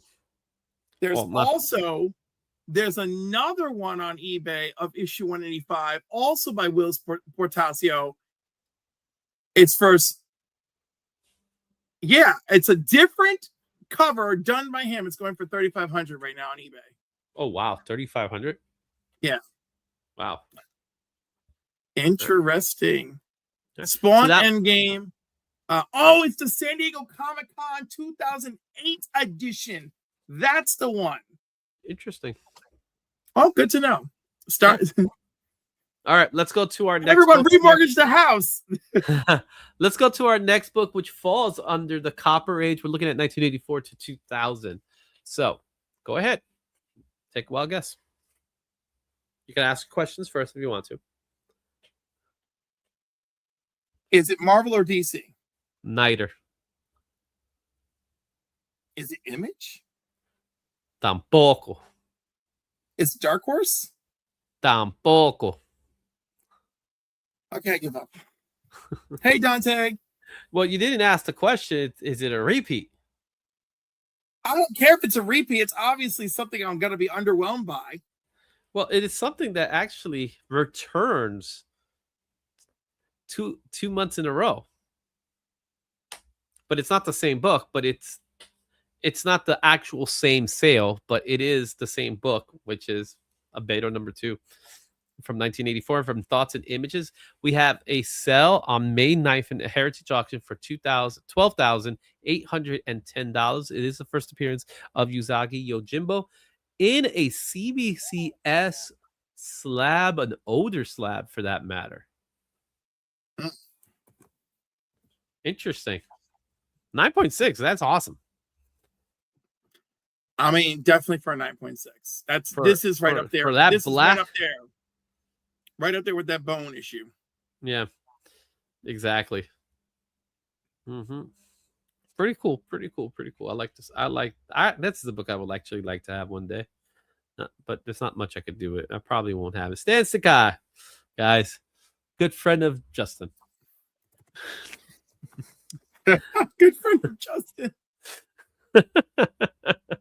All right, let's go with our next book here. We're going to go into the Bronze Age. All right, 1970 to 1984. What do you want?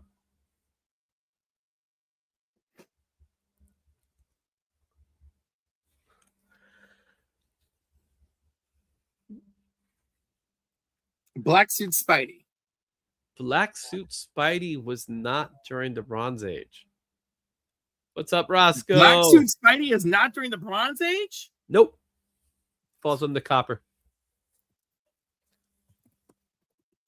Really? Yep, he falls under copper.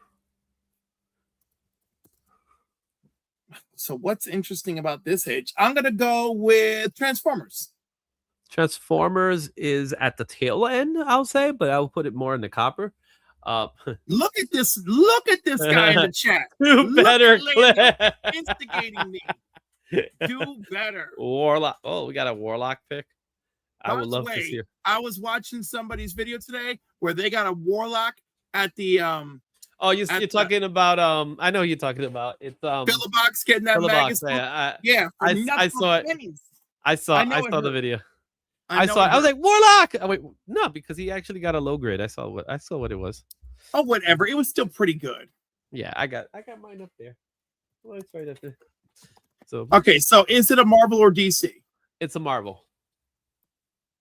Okay. Interesting. Damn.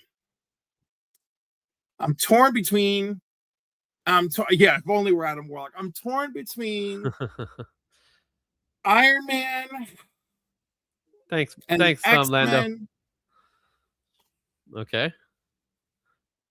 You're torn between Iron Man and X-Men? Yes. Oh, Roscoe's here. Hey. Yeah. Well, I'm here to tell you it's neither.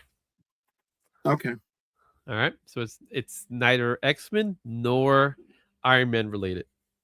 Okay. You want one more, or you want to just go for it? No, just go for it. I'm terrible at this game. Spotlight number 5. First appearance Ghost of Rider. Ghost Rider, 1974. Sold for $244,000 on May 9th. May 9th was a really busy day, guys. It's first appearance of Ghost Rider and Zartnos as well. In a 9.8.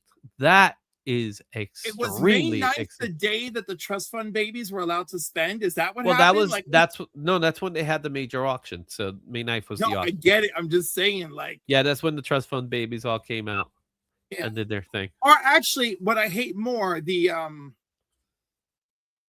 what do you call it? Those corporations that are a fund, hedge funds, the hedge funds. Yes. Yeah. Quite possibly. It's quite possible. There's always someone that wants this, But it's a cool book, man. But $244,000. Wow, what a sale. How hard is it to get a 9.8 of that? Exactly. Black cover, Ghost Rider, first appearance, Marvel Spotlight, a book that probably didn't have that many, many printed at the time. Who am I to know for sure? But it is, it is Marvel's horror, man. Supernatural more specifically. And Ghost Rider is one of the biggest characters from the Bronze Era. So Punisher, what else think? Wolverine, Punisher, then Ghost Rider. Would you put it like that when it comes to Marvel? For that era? Yeah. Maybe. Maybe. Giant size X-Men is a different monster, but I'm talking about characters. When it comes to books, then maybe giant size X-Men maybe a little higher than that. Okay, so it's way cheaper to get this book in a 9.6 and a 9.4, way cheaper. Really? But also the high for this was a 9.8 in 2024 for $360,000. Prior to that, it sold in 21 for $264,000. Prior to that, a 9.8 sold for $48,500 in 2016. Okay. All right, so it has a bit of a dip going on. But again, they all do. So that was the book for the Bronze Age. Let's go ahead into the Silver Age. This is 1956 to 1970. Oh, there's Patel. 9X for the flex. Yep. All right. What's it gonna be? God,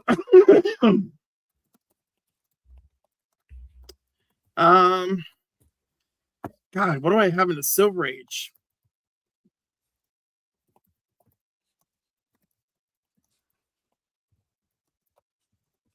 Is it going to be May 9th again?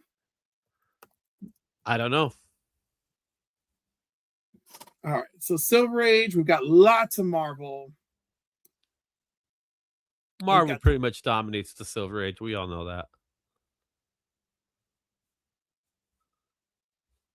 Now, is it gonna be Spider-Man related? Because there's a lot of Spider-Man stuff going on in Silver Age. We got the death of Gwen, death of Captain Stacy, the Green Goblin, the death of the Green Goblin. You know what? Okay, I am thinking Amazing Fantasy 15.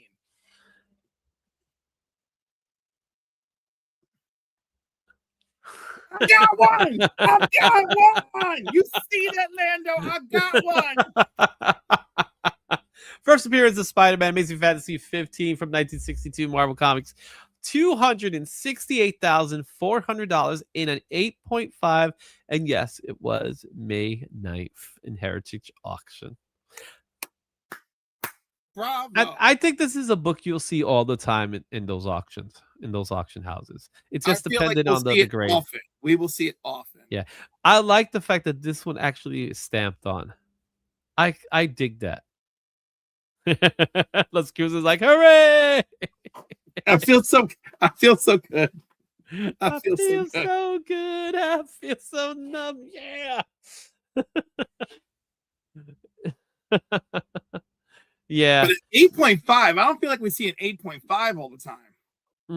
And you know what? Based on what I'm seeing right now, it doesn't even look at it. Looks like it has the chipping going on, which is even more impressive. So whoever had this book had it in really good condition for the time that's been, because the Marvel chipping is notorious, even on higher quality books.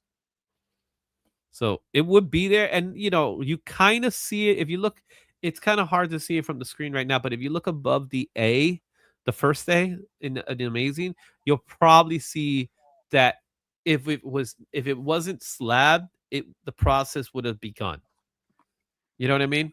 That's why these books actually great, having them graded, not so much degraded, but having them slabbed sometimes helps protect the book.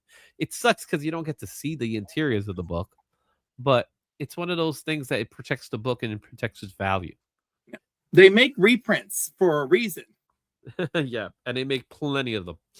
All right, so we're going into the Golden Age now. Cliff, remember what I told you at the beginning of this segment? I wish I did. We had 2 sales. All right, and one was in the millions. One was in the millions. 2 of them were in the millions. Oh, 2 of them were in the millions. Oh my gosh, could Superman possibly be in one of them? So the question is, what 2 books are in the millions? So we're going to first do number 2. So what is it going to be? Number 2. What came in second place? Batman number 1. We just did Batman number 1 with 366. Right, but it can be a higher grade. So you're going Batman number 1. I'm guessing Batman number 1 in a higher grade. All right. Action oh, Comics it's my baby. It's my baby. It's an Action Comics number 1 in a 7.0 conserved grade. And it's sold for 1.403. Yeah, that feels right. Ish. Okay. I'm happy Superman was there. At least I guess that much. Yeah. 1.4. That's something, bro. it's a deal compared to getting the 9.0. Check it out. It's the most expensive conserved book in the world. You better believe it is. It really is. Like, you know, it's so cool seeing this book. And, you know, 7.0 is still nothing to fuss about, man, with the book that's this old, 1938. So, heck, you know, most people will take a 1.0. But you got $1 million book. Actually, $1.4 million book. That's awesome. Are you ready for good-looking covers? Are you ready for number 1? Sure. Is number 1 going to be Captain America? Ah, good good guess, but it's not. Oh, damn. You want to give it one more shot? Human Torch.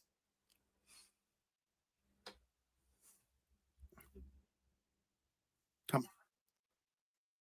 Oh, no, it was Batman. Okay. It was all Detective Comics 27 at a 6.5. So for I'm a little offended that it outperformed the 7.0 Action Comics, but that's okay. That's okay. It is very interesting. It outperformed it. It was 1,525,000. It just goes to show you how popular Batman is in comparison to Superman. That two books that are in two different grades. But keep in mind, it's just a smidgen in between them. It fluctuates constantly. But it's the Conserve that did it. Oh, that's probably true. That's probably true. It's the Conserve that did it. So if it wasn't Conserve, I guarantee you it would have been more than 1.5. Yeah, Superman would have been able to crush that. Yeah, Superman would have crushed it because it's the holy grail of all the books. But Detective Comics at $1.5 million. And yes, it was in Heritage Auction on May 9th. I'm telling you, May 9th is like, I don't know what's special about. I don't know. Like, let's check out their next auction. Let's see what happens. When's the next? Oh no, auction? I get the alerts. There's more coming. There's some that I think there might have been one today, but I'm not 100% certain about what they had. So I'm gonna be looking more into that in the future and try to get involved in learning a little bit more how those things work. Like you can always watch it, but it's just like more knowing what it is and what's going to be in that sale. So there you have it, guys. That is the Chartbusters for May 2026. Let me know what your thoughts are in the chat. What do you think about Detective outperforming Action, even if it's a lower grade, but it's a Conserve? The Conserve did it, guys. Would you have paid more if you had that kind of money? So that's the real question I have for you guys. So that's that. Woo-hoo, we're at the tail end of the day. We're almost there. And we're gonna be doing a duck hunt very, very, very soon. Let's do the top trending comic books for the first week of June. I'll definitely take that Detective 27. Hey, I'll take it too. I'll take it, and I'll be honest with you, Daddy could still use that money. So I'm not at that point. I'm not in that point in my life where I could keep the book handy. I wish I could. Oh, wouldn't it be nice if you had one of those books? But would you hold it for a certain time frame before you sell it? Or would you just outright sell it? If I could ever afford it, I am keeping it. No. Not if you could afford it. That's a different story. If you obtained the book, let's just say you somehow went to like your great grandma's house and you found out she had this book, one of these books. Would you at least hold on to it for a little while, or would you immediately sell? If it was Action 1, it is going nowhere. If it's anything else, I was probably sell it immediately and then try and get my Action 1.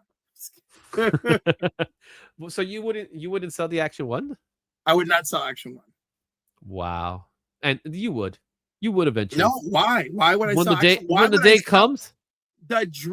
My dream book is Action 1. My ultimate. What? Okay, but you got a higher. Let's just say you got a higher grade of Action 1.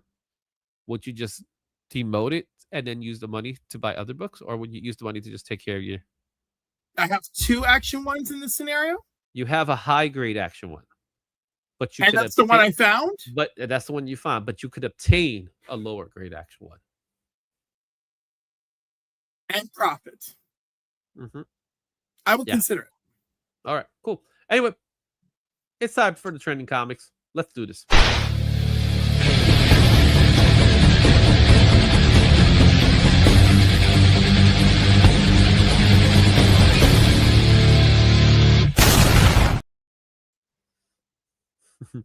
Action 1 is Heart of the Ocean.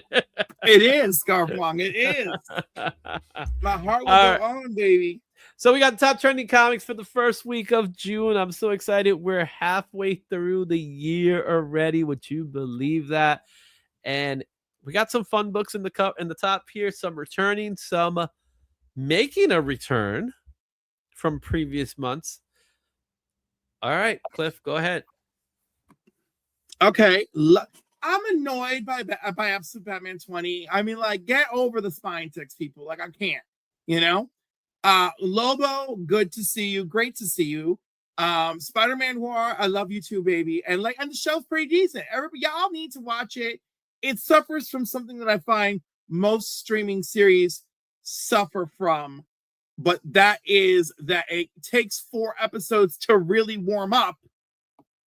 Mm-hmm. And I don't know, like, that's like a whole thing that, like, I'm not crazy about. And I don't know why, like, it seems to happen with every single series, you know? Right. And then Odin, I mean, it's a 1 per store. Seeing this Odin is like as disgusting as when I was seeing the Ben 10 ash can. You do not represent the community. You represent some bizarre sense of a cash grab. You're some opportunistic BS, in my opinion, when I see stuff like that. But Odin was an interesting read, and I don't want to take away from James Tynion and crew.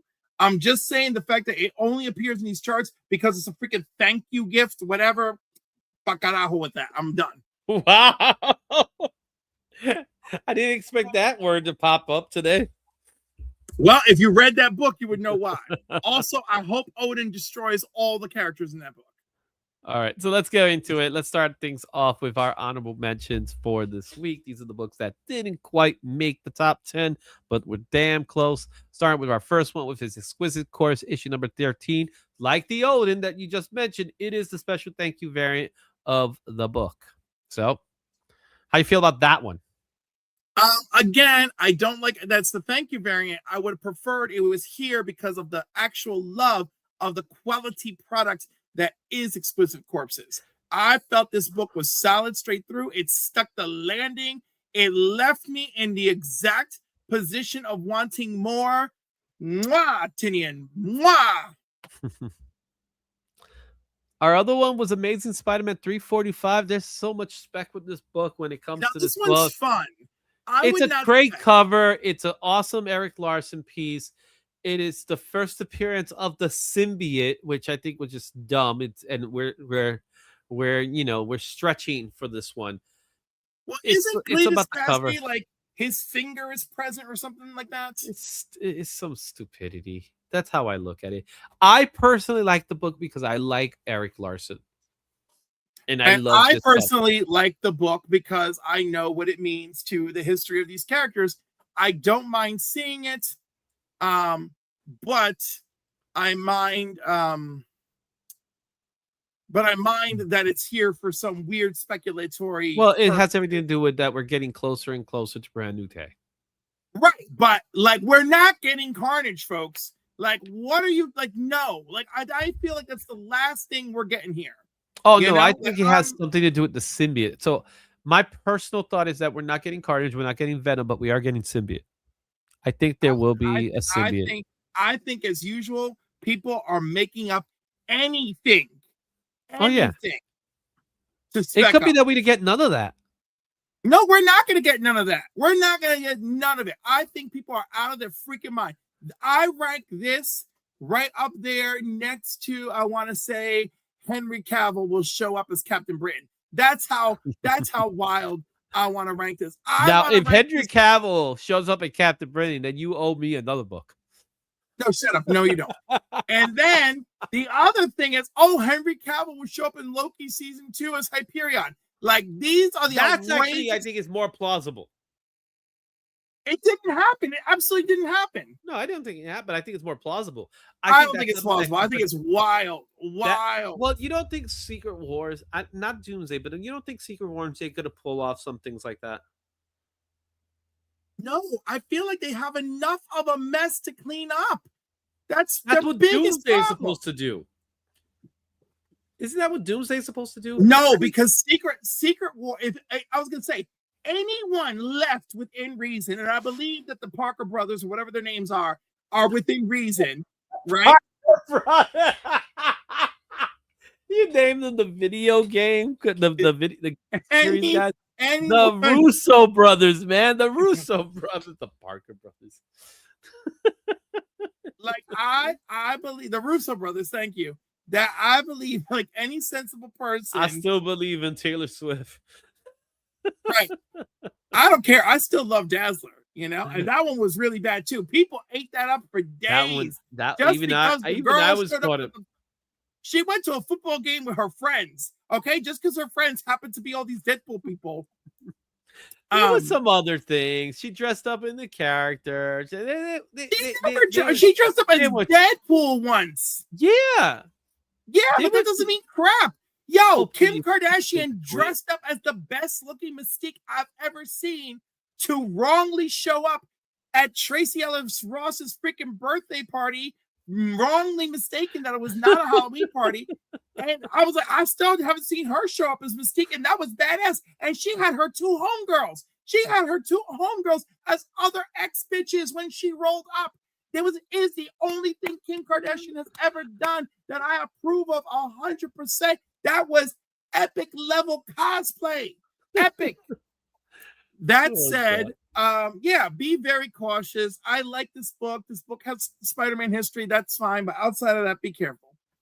All right. And our last one is X Factor number 6. Apocalypse. Of Apocalypse. We know why this book is here. It has everything to do with X-Men 97. We saw the trailer. If you haven't seen the trailer, where are you? Because I am super stoked for July 1st. Because that's when we're getting our first episode of X-Men 97. I cannot wait for it. I'm super excited to see what they pull off this time. I hear you. Mm-hmm. And I was just, listen, the first time I was pretty excited. This time I'm wildly excited. I'm like, come on, bring it all. Mm-hmm. I just hope they don't take some of Bo's stuff out. I am very worried about that, but we'll see what happens. Yeah. So there you have it. Those are your honorable mentions for this week. Let's go into our top 10, starting in with number 10. Our number 10 book goes to Star Wars, The Mandalorian, number 1. We know why this book is here. It's from 2022 from Marvel Comics. $2 was the last sale. We have a fair market value of $6 near mint, $62, 9.8. As far as trendy list goes, it was only number 5 for key collector. 7-day, 30-day, we have 14 sales within the last 7, 41 within the last 30. Hype level is low for this book. Hype level is low for Star Wars Mandalorian in general. That hype level is low for Star Wars. I'm sorry. Like how did that happen? How did it happen? You know, picky uni fans, you know, the last trilogy being all over the damn place. I mean, what else do you want me to tell you? Well, you know, it's crazy to think that last week it was an $80 million and it dropped. I forgot what was the actual 77%. It dropped 77%. And you want to know why? Terrible. Because on top of everything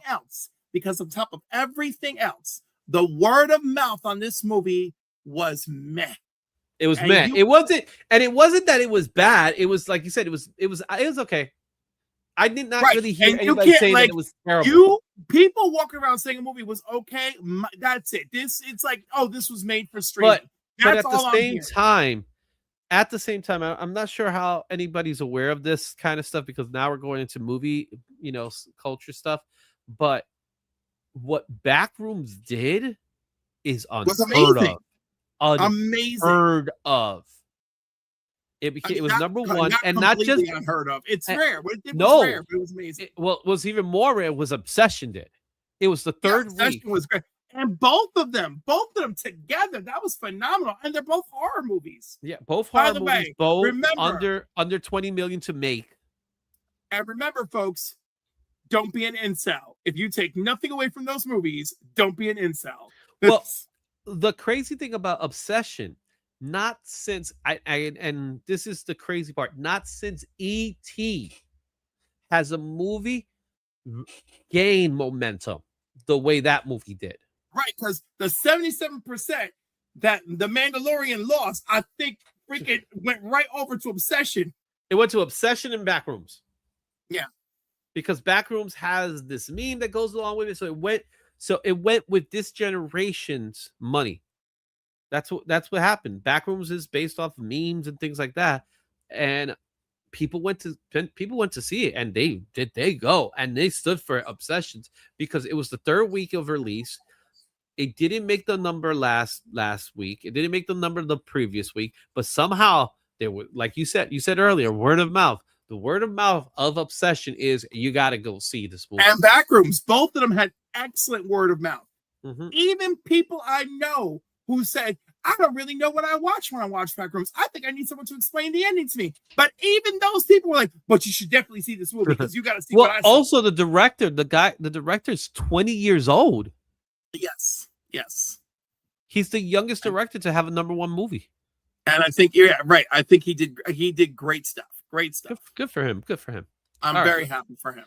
And the actors all spoke highly of him. Mm-hmm. Number 9 coming into our list. It goes to Club Nephilium. Number 1. This is the 1 in 10 Andrew Jodorowsky Spot UV variant from Devil's Dues publication. $110 near mint. We're talking about a 1 in 10 comic here. Most common is $65 near mint. As far as trending goes, it was number 7 for CBSI, number 6 for CovrPrice. 7-day, 30-day sales. We got 9 sales within the last 7, 18 within the last 30. Hype level is medium. However, this did have Kickstarter support with it. Yes, so it did. So that has everything to do with it. It has, I'll be honest, it is a great looking cover. This is a great looking cover. That's all I've heard from people, is that it's a great looking cover. Mm-hmm.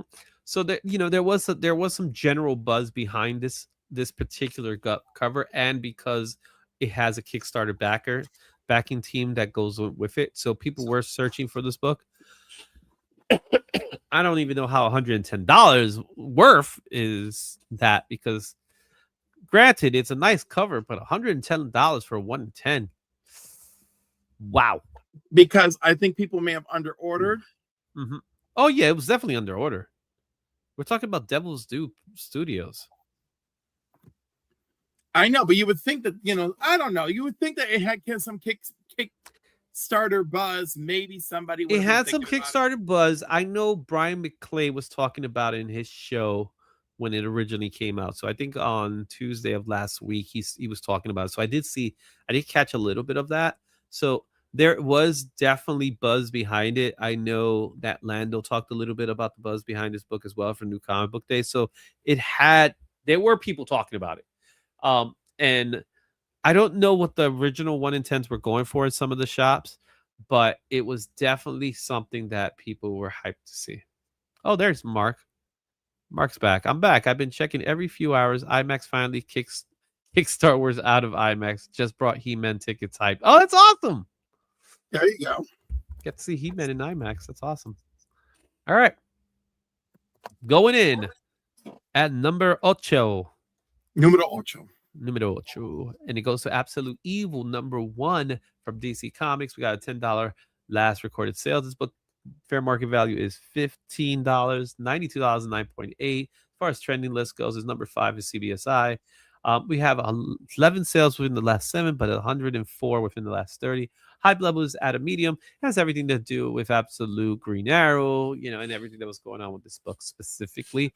It is a book that's been in this list already. This is like the 3rd week for this book now.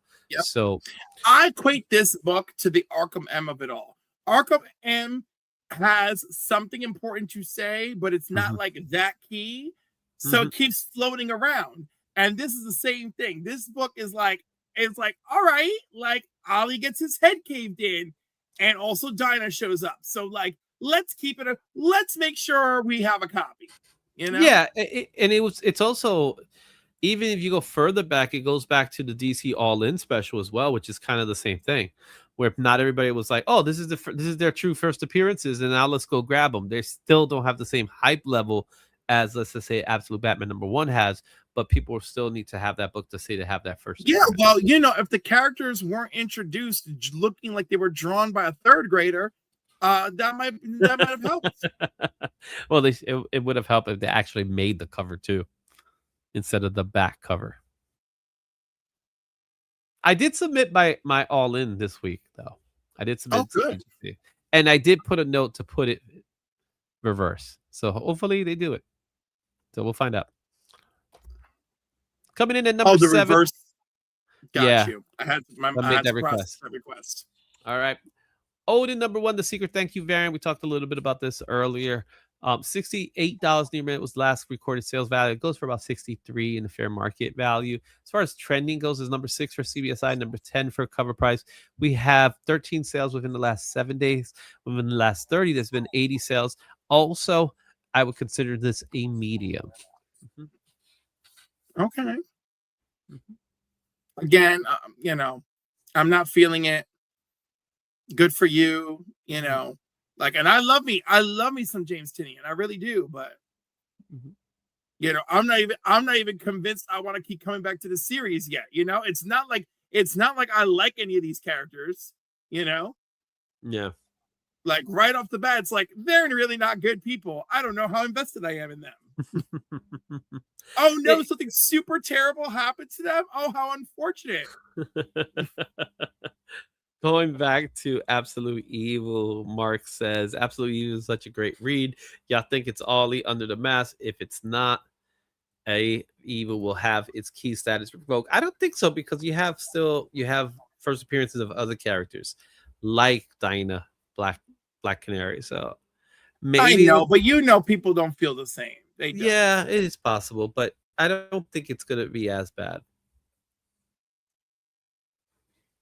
Coming in at number 6 in our list here, it goes to That Texas Blood number 1 from Chris Conde. This came out in 2020 from Image Comics. We have $28 near mint.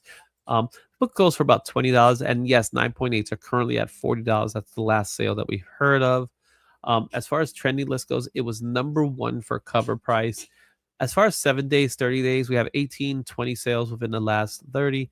Hype levels at a high because it was number 1 for CovrPrice. This is all about option news, and it was option for FX series. And of course. But it's coming from Chris Conde, who, as of right now, people seem to like his work, and he's been getting a lot of work as of late. I don't know much about the series. I'm not familiar with the series as well. I know about the book, but I'm not familiar with the series. Yeah. I don't put much effort into books that were option for TV, especially because just a couple of months ago, didn't we get The Beauty, and no one's talking about that book anymore? No, and what a shame. Yeah. So, and also it very quickly did not equate. There was no synergy to, if you enjoy this, you should go read. Because no one knows. You want to know something funny?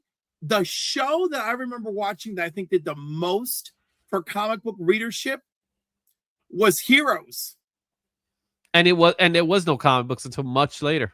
Right, and there was no comic books, but every time it was like you could be reading Marvel comics now. Like it straight up was like. Now I do have the hardcover of Heroes. So I have a hardcover cover of Heroes that was done by Alex Ross. That was a beautiful set.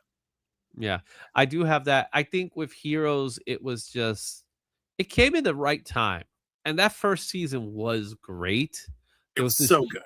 There was this general mystery behind it. Like we needed to know like what the Save the Cheerleader is supposed to be about. Yeah, Save the Who Cheerleader. the hell is horn rim glasses? Yeah, there was a lot of things, and then when we got to learn a little bit more about all this stuff, it's like, you know what I mean? It's like, well, that's because season 2 fell victim to the writer's strike. To the writer's strike, yeah, and that's the thing. In today's landscape, that show would have been on hiatus until it was fixed, but because it was NBC television, they had to keep moving, and it sucked because it suffered as a result of that. I would have loved it. It would have figured out a way to actually make this work, but they decided to take all sorts of left turns with that I'm not series. sure. I'm not even sure in today's landscape. Like I've watched things take a blow because of, even in today's landscape, I watched things take a blow because of the writer's strike. Like one of my favorite shows, Abbott Elementary, they squeezed a whole season because of the writer's strike into like 12 episodes. Yeah. So like between episodes, weeks were passing. Like yeah, but keep in mind we were still living in a world where you had to get 20 plus episodes a season. That's rough. But that was the norm. I guess. But like whatever. They didn't even, what did they get? They got to like 14 episodes or 18 episodes for that season of Heroes? I don't even remember, to be honest with you. Such a long time ago. But I do remember that by season 3 it was like the show's done. Yeah. It just fell off a cliff. So that Texas Blood, if you want to go check it out while it's still very low in price. 11 episodes in season 2. 11. Wow. It's crazy. Coming in at number 5. All right, we got to move a little faster now because it's that time. I would love to hear your words. Absolute Batman 21. This is the pre-sale by Dan Kitana, the AC Comic Pop, limited to 1,500 copies for DC Comics. Now we're looking at the regular one. This is the limited one. There is a foil that didn't make the list, believe it or not. $55 near mint was the last recorded sales value. $65 near mint is the fair market for it right now. It was number 2 for CovrPrice, and it had a total of 29 sales. Hype levels at a medium. Did you catch the launching of this cover when they launched the cover and the convention they were in? I think it was in Las Vegas. I would not pay attention to such a thing. So they did this thing where they had a screen up and they did a countdown. And in the countdown, they counted it down, and then they revealed the cover. Did people scream like Robert Downey Jr. just walked into the room? Not to that level, but to a certain extent, there was a general excitement for it. Personally, I like this cover. Were there audible noises? Were people going ooh ah whatever? They would there was a little bit of clapping going on. All right, we got a clap. Okay. Yeah, but it was revealed in the convention. I like this cover. I like it a lot, actually. It's fine. Mm-hmm. I know your feelings. I know how you feel. I'm not paying $65 for it. I'm like, I ain't paying $65 for it either. But I like how it's called AC Comic Pop now. What happened? Heavy Mental. Did they change their name already? Or did he just move on to somebody else? I think it had the same kind of drop too that they did before. So I don't know. I know, but I mean, like, this is a cover for somebody else, maybe not Heavy Mental, unless they change their name to not be associated with that situation. Which is probably what could have happened, because they names change all the time. Comic pop is an interesting term, isn't it, Mark? All right, let's go in our number 4 book here, and that goes to 616 Marvel Mystery Bag. We're talking about the Retailer Thank You Edition, which features some variants. It was $35 last recorded, and it goes for about $36. There's no graded because it is a blind bag. It was number 2 for CBSI, and it had 26 sales within the last 7, 55 within the last 30. Hype level was at a medium. There was some kind of discussion about this, but to me, I didn't hear too much about it. But it is a variant that was a retailer variant. So now we're doing retailer variants for blind bags, which I think is my personal thoughts. I think that's dumb. Yeah, I mean, I feel like that's a bit too much, But I still think the blind bag is kind of neat. I'm fine with a blind bag concept.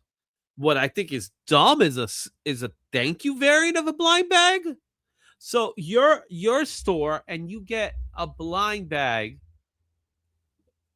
that is a ratio now. Like, did we have to go there? Was that necessary? I don't know. But like, how much do you want it to feel special? They're facsimiles, man. Right, but the covers are new. They're facsimiles. Oh, they're reprints. No, they're facsimiles. Oh, they're reprints Oh, And you they're get reprints. and they're special to retailers. They get one per shop. Oh no. Oh, Look you at know, Rattlesnake. like It when sucks. I was gonna say, when I'm the one complaining about stuff like this, oh Clifford, you don't I don't understand the complain about the market. blind bag situation. The blind bag situation, I get what it is, but a blind bag that's a retailer, thank you. I literally just complained about Odin #1. Okay, But I'm that's a saying, thank you. That's a thing I literally just that complained. Titan does all the time. Titan does that literally all the time. I know he does all the time. I'm just saying I don't think it's necessarily right, you know. But here we are. All right, now. But Titan now, does that. now Marvel does that too with some books. Remember Marvel? They do, they do some books here and there that are store variants and things like that. But a store variant blind bag?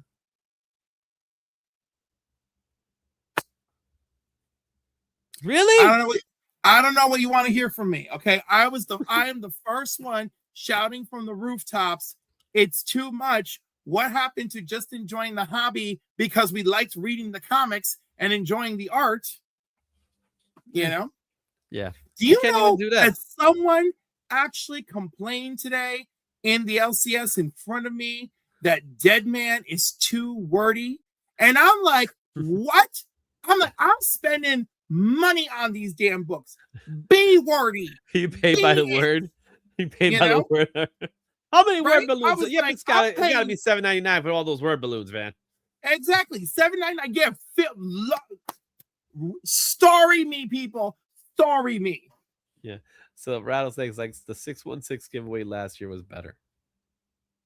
I guess. I still don't like the idea. I think that when are we gonna do one? Dead Man is too wordy, and that's coming from me. Tom Kingston. Mark, I don't know when you became, I don't know when you decided to become weak, Mark. I don't know when you became weak, okay? But that was a weak answer. Coming in at number 3 goes to Absolute Batman number 20, the book with the spine tick. $13 in your It's actually dropping in value now.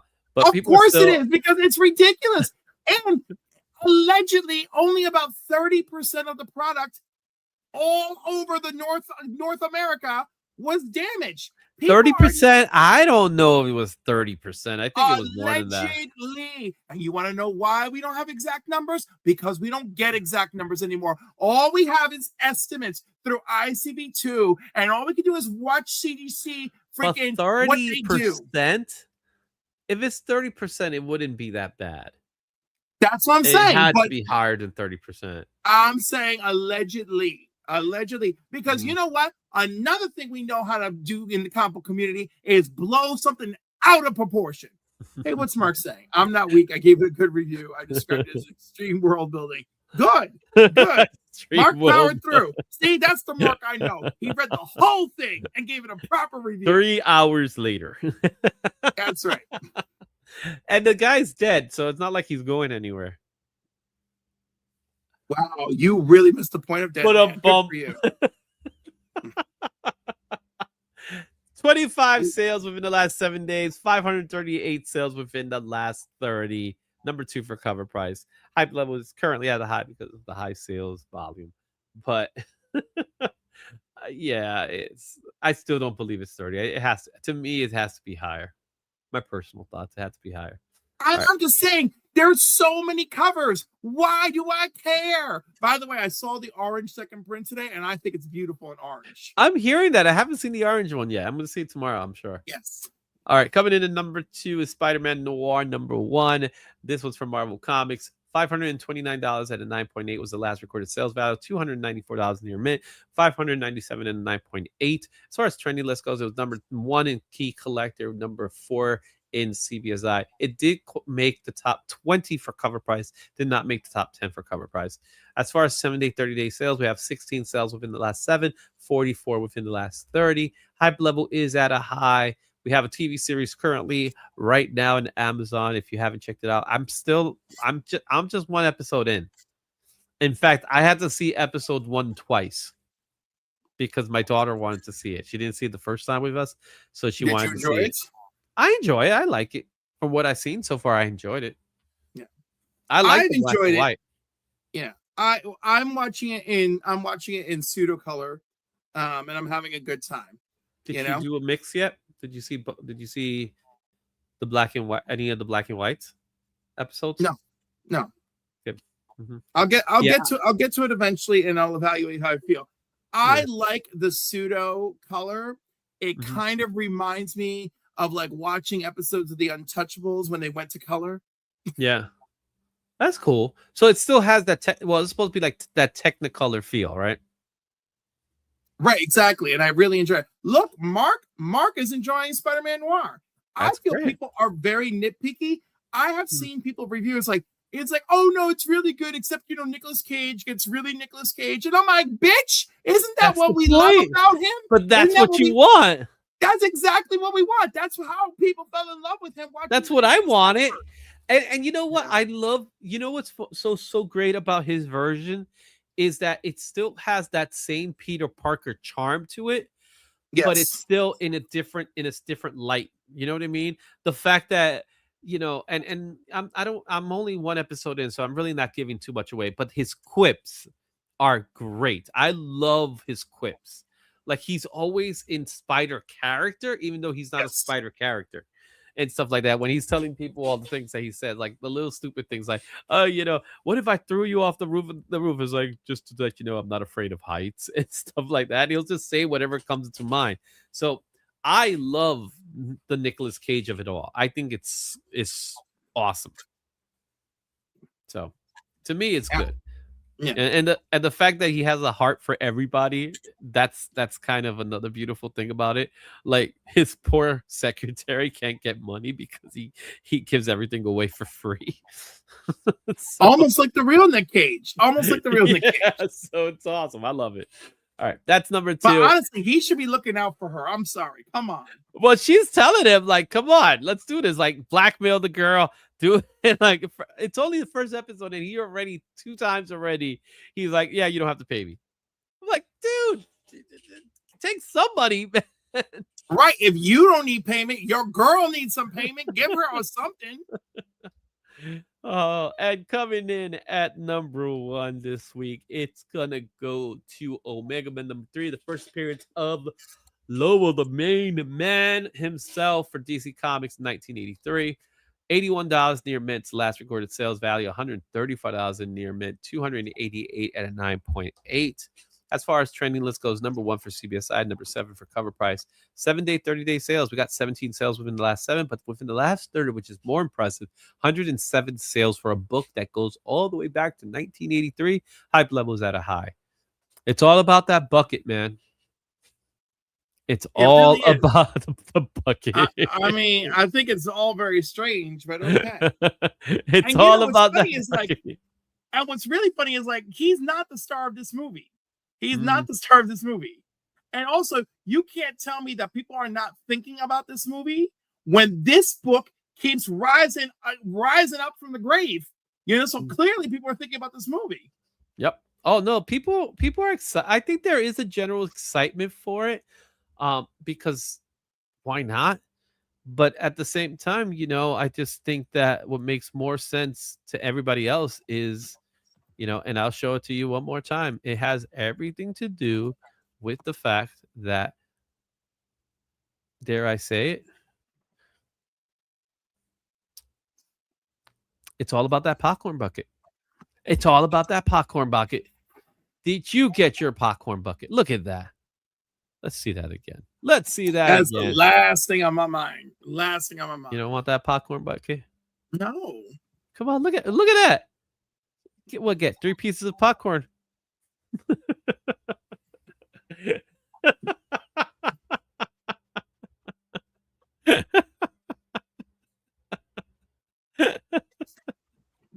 Get your popcorn bucket. Listen, these prices that they come up with for popcorn buckets, I'm like, you can keep all of that. I'm like, nope. That's our number 1 book for this week. Omega Man number 1, first appearance of Lobo. Let me know what you think in the comments. Which books do you have? Share your thoughts in the comments and stay tuned for next week. Are we gonna get Lobo back for the next week for more popcorn bucket goodness? I think we're gonna see some Lobo for a hot minute. I do. Oh I yeah, do. but it is sad that Lobo's getting more love than Supergirl. Give me some Supergirl books, man. Give me a Michael Turner Supergirl. Give me something.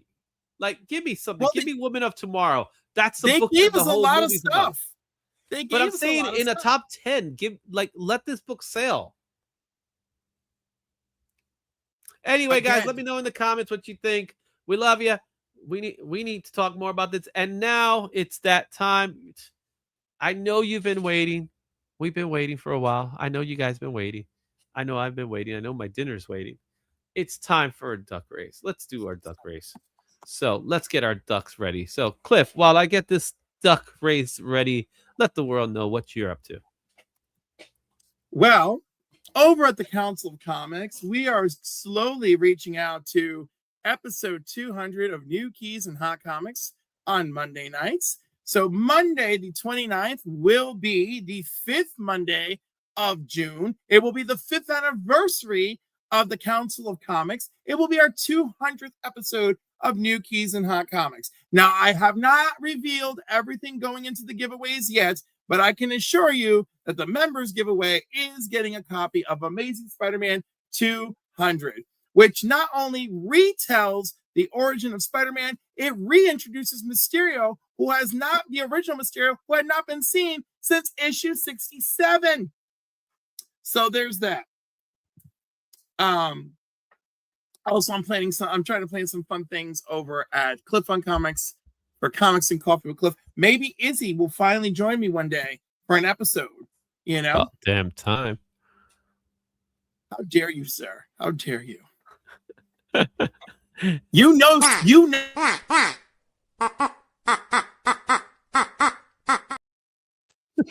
You were saying? got an invite. You ready for the duck race? 52 entries. Let's find out which duck wins it. Let's hope it's somebody that's going to Heroes Con, because I could just bring it with me. Let's see here. What we got going on here? This is a big one. Look how many people are here, man. We got Las Cruces in the lead, it looks like. Oh, and there goes Matt. JSS Brooklyn. Oh, with the punk rock head. But Gary Camp, who's a winner 2 months ago, is there. All right. Got a few. Look at DJ Lynx. He's sneaking up. Yep. DJ I see Lynx. Nerdy Geek. But look at DJ. He's out there doing a little. Yeah, he's up there. He's up there. He's going. Look at him. We got. But no. Wait. Wait a second. Wait a minute. Wait, but you see someone coming. Who's this? That's Las Cruces, but Nerdy Geek too. Oh, Nerdy Geek also. Oh, snap. Nerdy Geek taking the lead. Holy crap. Nerdy Geek. Good for you, Nerdy Geek. You know what's so good about this? I have yet to send Nerdy Geek's wins because I have to draw his Supergirl comic. So now he has even more stuff on a package. So congratulations, Nerdy Geek. You are this month's winner. Wow, look at that. He's always a winner in my heart. There you go, Nerdy Geek. That duck is still quacking its way. Wow. That is awesome. There you go, Nerdy Geek. Congratulations. Let's see, everybody's happy for Nerdy Geek. He's a good guy. All right. With that being said, Cliff, if you're not going to be going to Heroes Con, I'm sorry, but we are. And the next time you see me, it's going to be the community hangout this Friday at 7 p.m. If you are going to Heroes Con, please come on down. Didn't mind see my name up there, but whatever. So love you guys. I was like, did Mark buy a super chat in any of this time? I did not see a Mark super chat. Right. I know DJ Lynx did a super chat. Yes, he did. And I know Mark was a member at one time. I do recall that. So, but anyway, this Friday, pre-show, we're gonna do a little special edition of the Sketchy Show happening. But if you are going to Heroes Con, keep in mind we are going to be at table AA 2178. There's your price structures for all the stuff we're gonna be doing. Me and Roscoe pulling out is for quitters, man. I almost pulled out at the end. Congrats, Ricky. I love this. I love this group, man. They're the best. You guys are awesome. I love you guys. I'll see you guys on Friday. So I'll see you, Cliff, Tuesday. Right? Tuesday. We'll see you. Yeah, on Tuesday. On Tuesday. Until then, we're gonna say goodbye. We love you. We'll miss you. We'll see you in the next show. And don't forget, love your comic books. All that good stuff. Give that love out. Let's go daydreaming. And we're saying, yeah, we could do the little backwards music. We'll see you guys soon. Good night.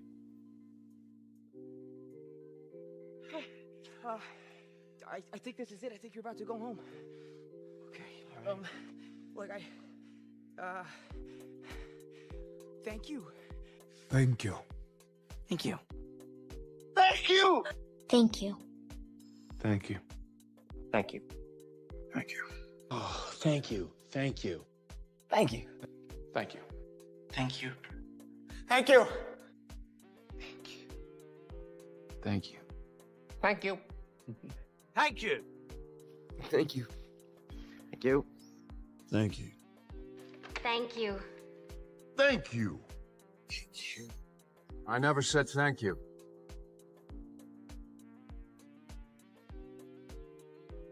And you'll never have to.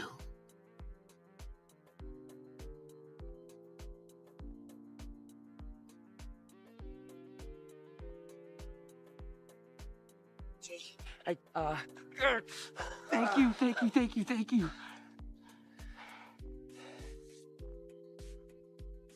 I guess I'll see you.